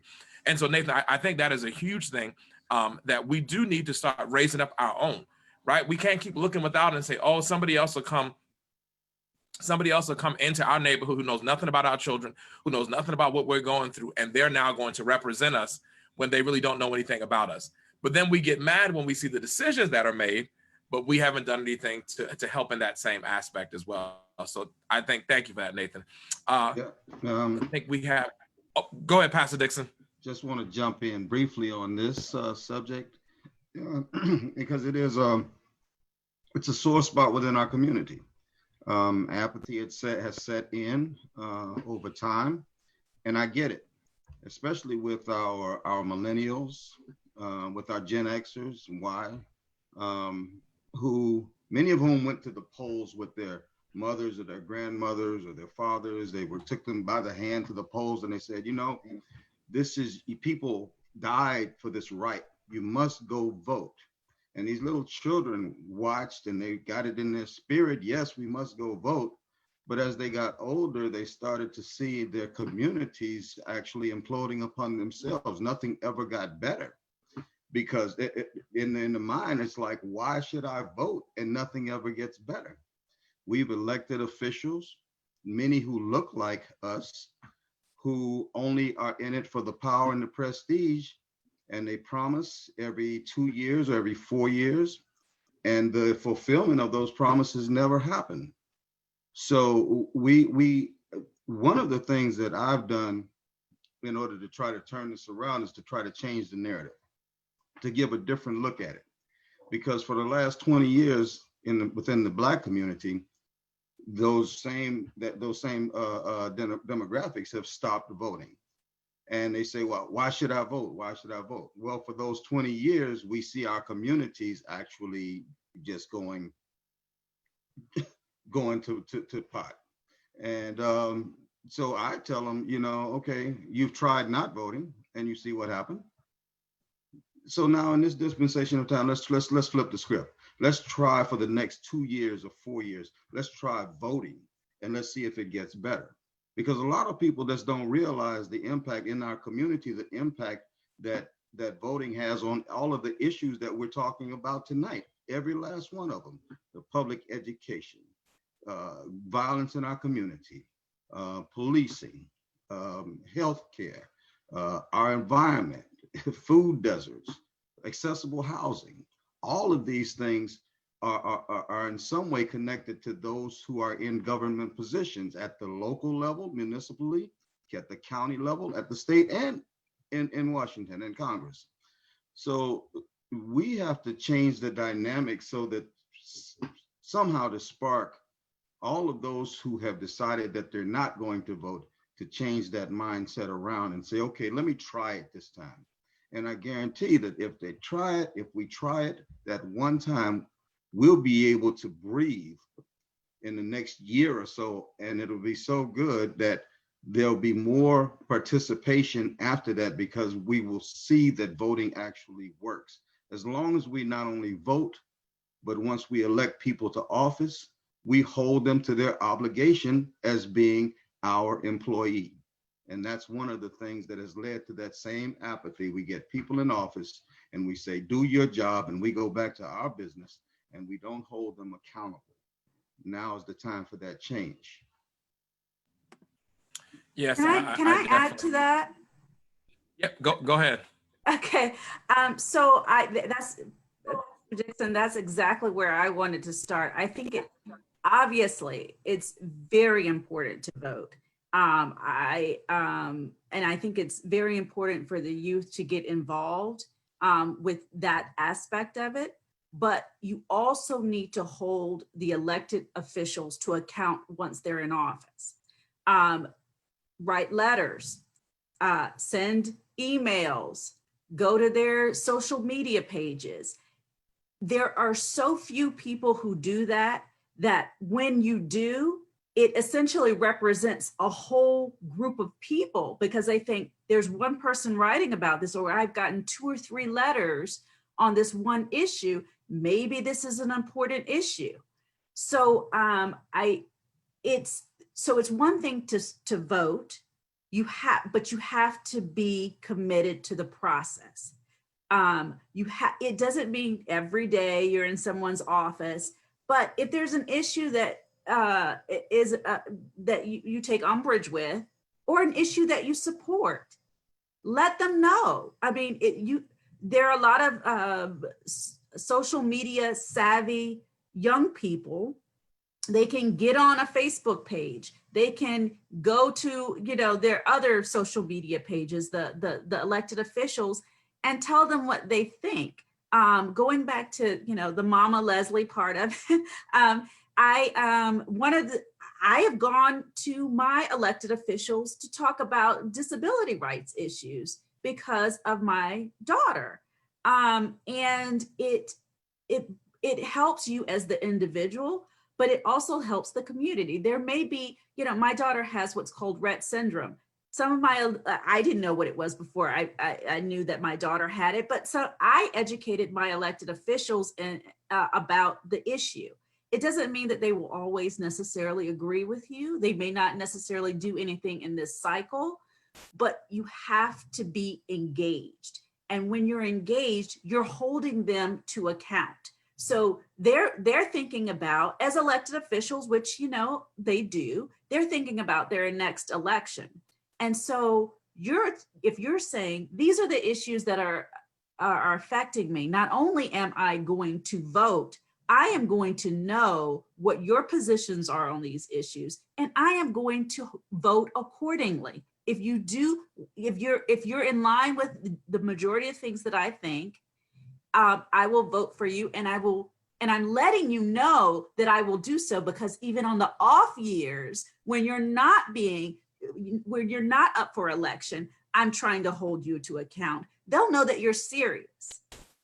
So it's not just going to the ballot box one day and checking, and again, I'm not trying to belittle that. That's certainly the starting point. But when people figure out that, or when people decide that they are going to do that extra step, the politicians start listening more, because their ultimate goal, one of their ultimate goals, or their main goal, is to get reelected. And if they know you're not going to vote for them, and the issues, I keep going back to the education piece of it. If you know your rights, if you know your the issues, if you understand what's going on, their positions, you can vote accordingly in the next election and hold them to account. So I think it's a little bit, it's about voting, but it's about more than just voting. Definitely agree with that. And I want to throw this in, and I guess this will go, well, I can't say it'll go just to any particular one. So we definitely know our young people have a huge grasp on the power of social media. Every day there's always something on there, whether it be good, bad, and different, funny. I know one of the latest ones, and you all, I know pretty much everybody probably seen it, is a lady with her famous song, "You Were About to Lose Your Job." And I believe she's from South Carolina, right from in the Dillon area. Yes, she has blown up, I mean, tremendously. And so when I look at that and I look at how many of our children, I had a principal tell me one time, who had a study in early childhood, how our children that are born in the last 10 years have use of all 5 finger digits before the age of 5. Why? Because they're on these from birth, right? Whereas the rest of us growing up, we didn't have use of these other fingers until later on in years. They're able now, you give a 2-year-old an iPhone, and I'm pretty sure they'll program it better than you can. And they can't tell you what they're doing, but they automatically know how to do it, right? And it's innately in their head. And we as the adults are trying to figure out, how in the world can you manipulate this device, but you can't tell me you got to go potty on time, right? Or as I often say in the school system, you can tell me about every TikTok and knick-knock, but I'm like, you can't spell your name right yet, right? How are you able to do this? But here's my question to all of you is, how do we encourage our children to use that platform that they have, right? I'm telling you, TikTok, I read an article the other day that said TikTok is getting ready to bring more jobs to the US because they've gotten more exposure in the US since this pandemic than they've ever had before, right? Every time I get on my timeline, I'm seeing somebody 2-year-old in a video making a TikTok video. And I'm like, this boy still got on diapers, right? But he up here making money for TikTok halfway across the world, and they don't know him from Nick now. I'm like, how was this possible, right? So how do we give our children that voice? And we talked about, yes, it does go beyond the voting. How do we get our children to understand that, hey, this social media that you have a grasp on and that has a grasp on you as well, because we know they put any and everything on there. There's no holds barred when it comes to social media. And of course, we see that from our president as well. He puts everything on social media. It is what it is. So there's nothing to hide from there. But how do we encourage those young people to take that same platform and then use it so that their voice can be heard, so that they can promote the well-being of their neighborhood to their peers, and so that they can get this ball moving? How do we do that? How do we utilize them and impact them in such a way where they don't see it as just a tool just to make videos, but see it as a tool to make change? And that was anybody. So I didn't say who that was going to. Go ahead, Wynton. I think things like this alone shows how you can make change using social media. Zoom, Facebook, these are things that are getting even more use now, given what is going on in the world with COVID-19. Since you don't have these face-to-face interactions, we aren't focused on mail anymore. It's not horse and buggy to carry all of your information from one place to another. It's instant second where you have information, where you're looking at a screen. But because of events like this, different things where you can use Facebook Live to share an event to someone who's thousands of miles away, if you can encourage people to use these things for positive reasons like we're doing now, it definitely can help change what their perception is of just social media. A lot of social media was started for different reasons. It was started to share random information about your life, to share pictures, to share deletable messages in 24 hours. And yet it has expanded so much more in every single level, from top levels of government down to some kid just sending a video to his friend that he thought was funny. Now, what we've been able to do with that is just expand it so much to, how do you actually use social media? You show different people who have different backgrounds, all conversing in one different location. You show different ways to address a problem through YouTube. We have a program that we recently started, which is showing, and this actually ties back to voting, it's showing a debate between whatever constituents are coming in and different people who are trying to run for local office. This is giving people access to things that they can't access during a day where everyone's social distancing, everyone's quarantining, things are shut down. And so while you can have someone sitting 6 feet away from you at a table talking, you can also have this broadcast to the world. And so the youth coming up now have even more of an advantage because they don't have to try to learn these things secondhand. I'm not but so much older than some of these youth, yet some of these things are new to me. Whereas this generation coming up now, like you said, they grow up learning how to use these. And if we can get into their heads now, the benefits from using it, the positive ways to change not only their lives, not only their community, but the world, then it definitely can be beneficial for growth for their generations after. Yeah, and to add on to that, I think one thing that it's our generation's job is to bridge that gap. We've let young people dominate social media, and they only use it in the way that it's been typically used. We as teachers, we as parents, we have to start combining the ideas. Okay, you have an oral report due on Friday, you're going to make an Instagram message about it. I've had students do biographies on Facebook. So you're going to make a Facebook page for Toussaint Louverture. Like, we have to start blending it so they can start looking at it differently. It may happen organically as they get older, but if we put ourselves in that places and just try, well, here's what I want you to do. Here's what you're already doing. Can we smash these together? I think if we start getting them in that practice, they'll start to do it more and more. I just jump in for a second. That's exactly what I wanted to say, what Nathan was saying. I think, again, leading by example, I think is a big thing. I started a YouTube channel about disability rights called Pretty Brooke, because it's about, my daughter's special needs. I'm not a big, social media person. It's not my generation, but my way of being able to do some of these, tackle some of these disability rights issues. And it doesn't mean that that's the way in which a younger person would be able to do it, but you show them that that social media can be used for things other than,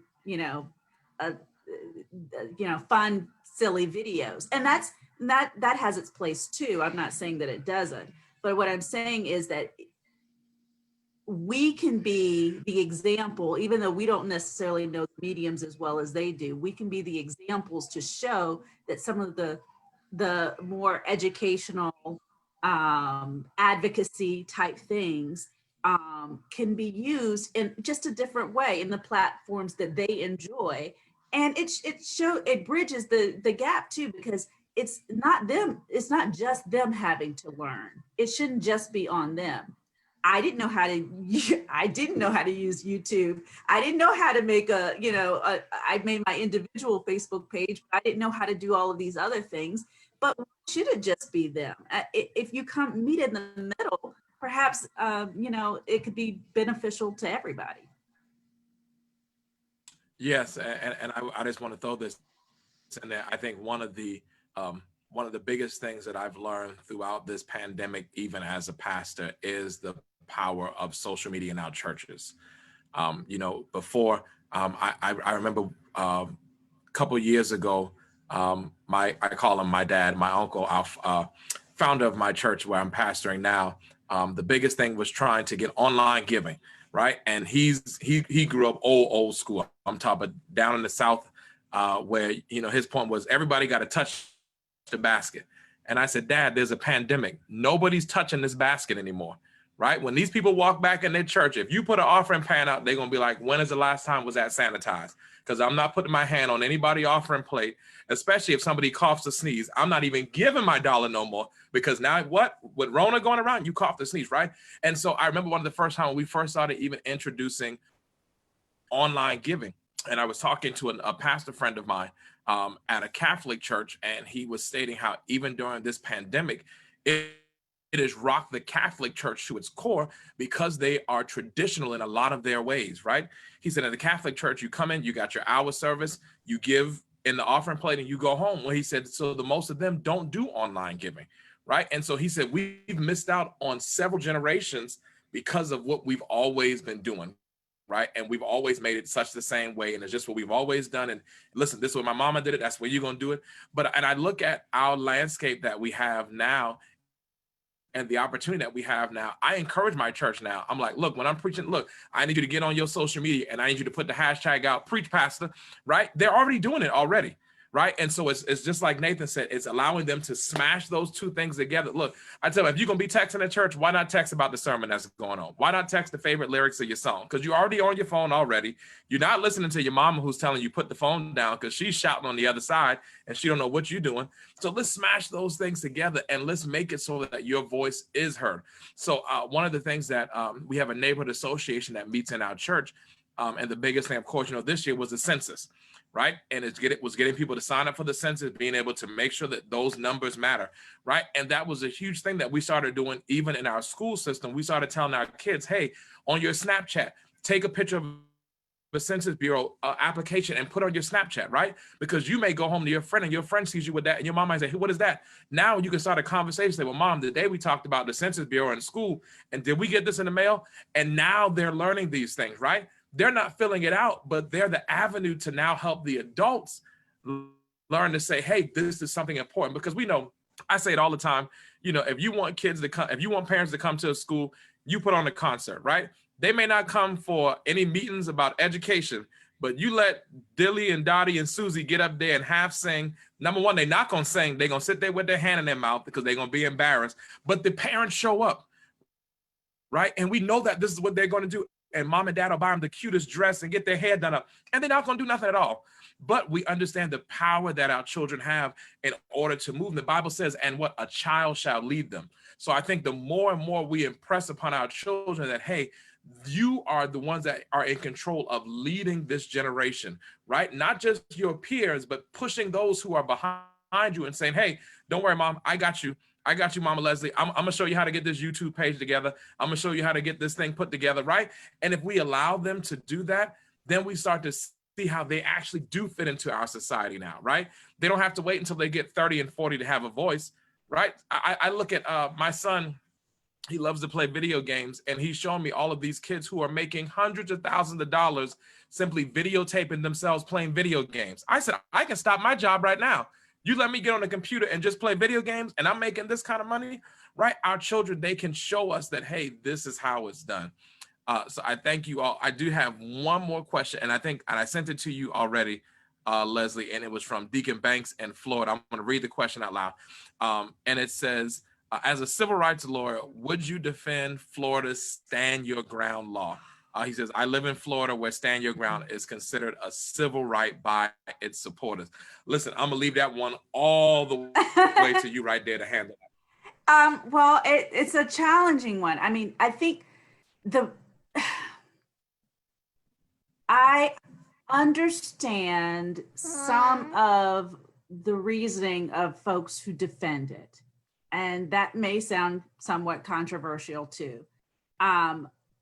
But part of the issue for a lot of people, and myself included, is that it's the systemic nature of laws like Stand Your Ground, the way in which they are being enforced and not enforced. There are those who one would think would be able to receive such a Stand Your Ground defense successfully and have not, because they are people of color. And then, well, I will say, just stop to say that I thought I wasn't showing my daughter, but I guess she is showing up a little bit. My apologies. She just got a little. No, that's fine. Come on in, baby girl. Come on in. There she is. So I'm sorry about that, but it's so the thing, she got a little excited about it. But I think the part of the thing is that Stand Your Ground has been used against people of color in so many different ways that it is problematic. And it's not, I think the thing is, Stand Your Ground has been seen as a symbol in a lot of ways of some of the issues with the judicial system, but it's one symbol of many. Systemically, there have been laws where the intention were to subjugate Black people, brown people, women. That was their whole purpose. And so even though things have changed in a lot of ways, the civil rights movement changed a lot of things. The vestiges of slavery, of Jim Crow, of the way in which the laws are being, I realize I'm still holding the bottle, and the ways in which these things have been used against people of color, the way, not just stand your ground, but I mean, we've heard about this, the way that people use the word Karen, about white women calling the cops on African Americans and not just white women, but certainly white men too, for just mundane everyday things, is using the legal system as it exists for a discriminatory purpose. So it's not always just, do you agree with stand your ground? Do you agree with being able to call the cops if you see thing that you see as a perceived injustice happening? It's the way in which the justice system is being used and who it's used for and who it's used against. So there are situations in which there are some things that you might think in the abstract, this is a pretty good law. This is something that could potentially protect me, but in practice, in the way that it's held, if I were to call on a particular thing, it may look very different than someone else who calls and says, we know the case of the woman who called Miss Cooper, I believe her name was. She called and she was in a park. She called the cops on a dog watcher and explicitly said, this person is an African-American male. And that alone signified something significant to her and to everyone else who hears that call.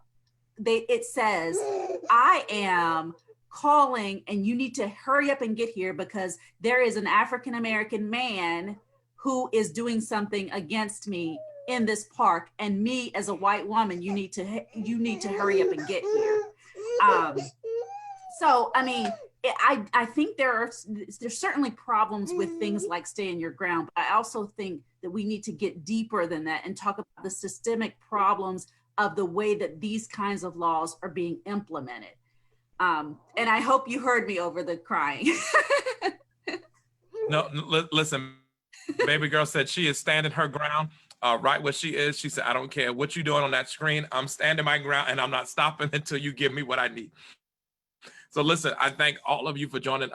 I know our time is coming right in hand, so I want to do this very quickly. I want to get 1 minute. Look, I'm going to give y'all a church 1 minute. Now, y'all know what church 1 minute means. That means, don't tell me I'm wrapping up 5 times, but I want to get last in your final thoughts to our audience. Thank once again for everybody who stayed online with us throughout this. I definitely think I can speak for our youth and young adults where this will not be the last time we have this conversation. And I definitely think that this platform, as Wynton said, and the fact that we are sharing it on Facebook as well, so that the world can see that, hey, we're not just about praying, right? We understand, we read God's word and we understand that very well, but we're also about doing things as well, right? And so, I want to start, I'm going to go Wynton, then I'm going to Dr. Coakley, then I'll go Nathan, and then I'll go Pastor Dixon and Tasha and Cece. And if you can just give final thoughts, 1 minute, just what you want to share out, and then we'll close out from there. So go ahead, Wynton. First, I just want to say thank you for moderating. Not only is it hard to moderate a panel, it's definitely hard when you can't actually see any of them in front of you and you're trying to control everything through a computer. So you did an amazing job. I just want to say thank you to everyone who came and supported this. This is what we need to keep doing. When we have conversations like this is what's going to end up changing people's minds, changing people's mentalities, just changing the world. Thank you. I want to start by again thanking you all for having me.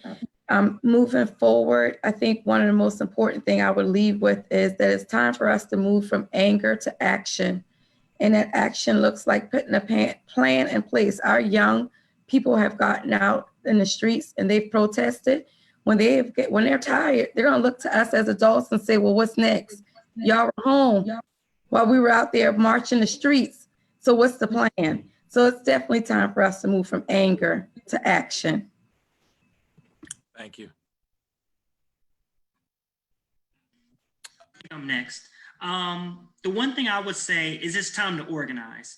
And that's on the subgroup level or the large group level. And whatever your passions are, let's start putting it together.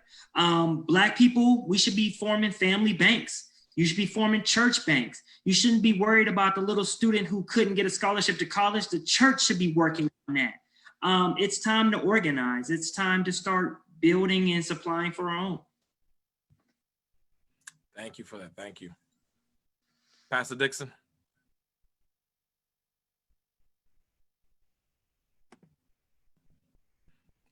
Oh, I believe you're unmuted. If you All right. There you go. Can you hear me? I'm having some audio problems.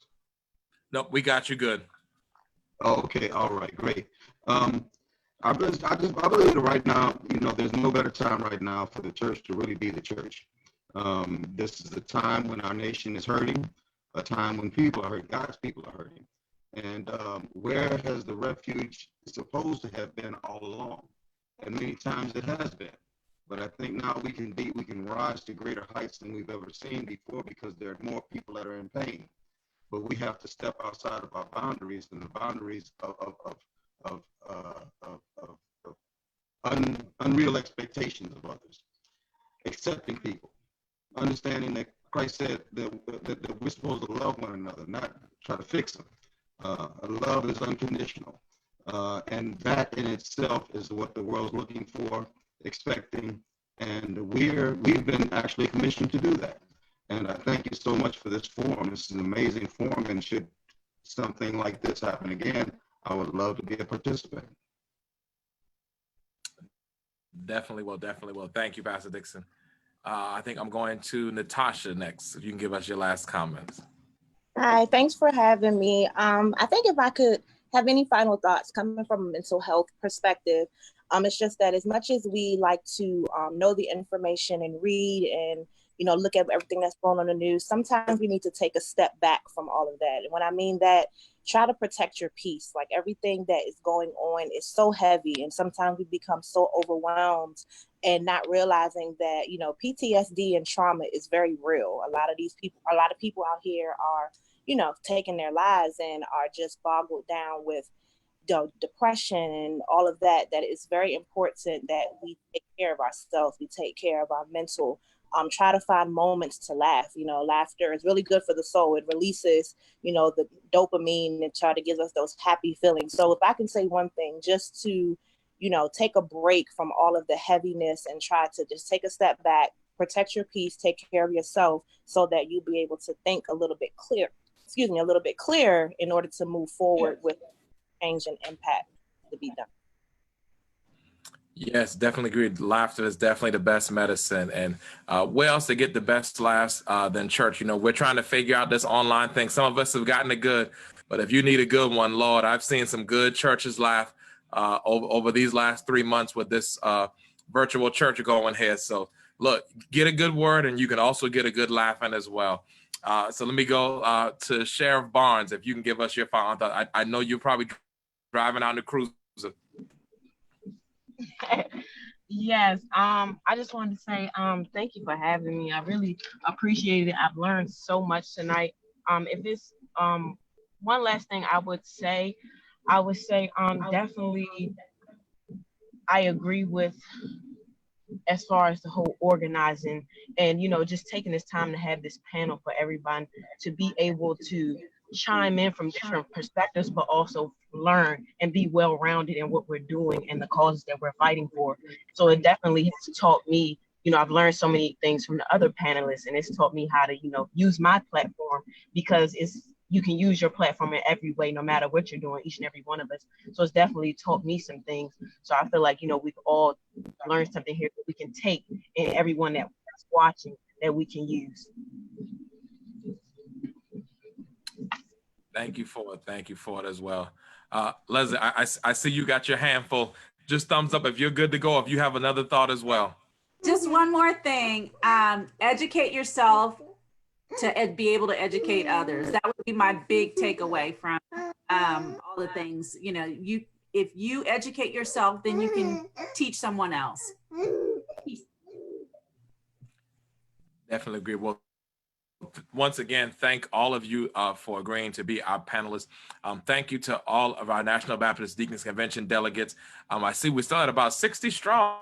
Oh man, listen, let's see. This is a Thursday night. Actually, they're hanging in good, because if we were at the convention, we would actually be at the banquet right about now. So I know all of them would still be up, and so we would be halfway probably through our banquet during this time. You know, I said, even though we're not in the building, look, we're still doing things like we normally do it. So I just thank God for each and every one of you. And thank you for allowing me to be your moderator as well during this session. So I am going to turn it over back to Crystal. There she goes right there. Yes, come on, right back in on time. Wow. Yes, thank you all so much for joining us. To our panelists, Leslie Mehta, Wynton Johnson, Cekeitha Barnes, Natashia Rhoden, Nathan Williams, Elder Mike Brown, our Councilman Mike Brown, Dr. Shavonna Coakley, and also Pastor Thomas Dixon. And thank you, Pastor Rodney Lewis II, for your wonderful moderating. This whole thing was just awesome. Y'all don't understand the text messages that we were getting and messages in the chat that we received during the time. It was all just beautiful. So just want to remind anyone, if anyone is still, watching the live from Facebook and you feel the need to give to our organization, the Cash App handle is NBDC YYA, and that stands for National Baptist Deacons Convention Youth and Young Adult Department. We are on Facebook. You can like the page. We're on Instagram as NBDC Youth and Young Adults, and also on YouTube. And we will share this video to YouTube after it is complete. We are the National Baptist Deacons Convention Young Adult Department. We fellowship, we do mission work, we enrich, we pray, and we empower. And now I'm going to turn it over to Minister Theron James. He is our first Vice President for the Young Adult Department, and he's going to close us out in prayer. So I thank you so much for joining us for our first ever social justice panel discussion, a call in response to a community in crisis. Have a good evening. Let us look to the Lord in prayer. Our Lord, our God, in your mercy and kindness, no thought of ours is left unnoticed and no desire or concern ignored. You have proven that blessing abounds when we fall on our knees and pray. And so we turn to you in our hour of need, surrounded by violence, cries for justice. We hear your voice telling us what is required. And Micah 6:8 says, only to do justice and to love goodness and walk humbly with your God. So I ask God that you fill us with your mercy so that we in turn and may be merciful to others. Stripe away pride, suspicion, or racism so that we may seek peace and justice in our community, God. I pray, God, for strength, our hearts, so that we would be able to be rhythm and holy with your word, oh God. I pray, God, that you will flood our path of your light as we walk humbly towards a future, God. Fill us with encounter and unity, God. I thank you, God, for this panel discussion on today, God. I thank you, God, and I ask, God, that you will be able to bless each and every person in it throughout their lives, oh God. Be with us, oh Lord, in our efforts, for only by the profiting of your grace, God, can we progress towards virtue. We ask that through this, Jesus, we ask of all things in your Father's name, Jesus' name I pray, amen.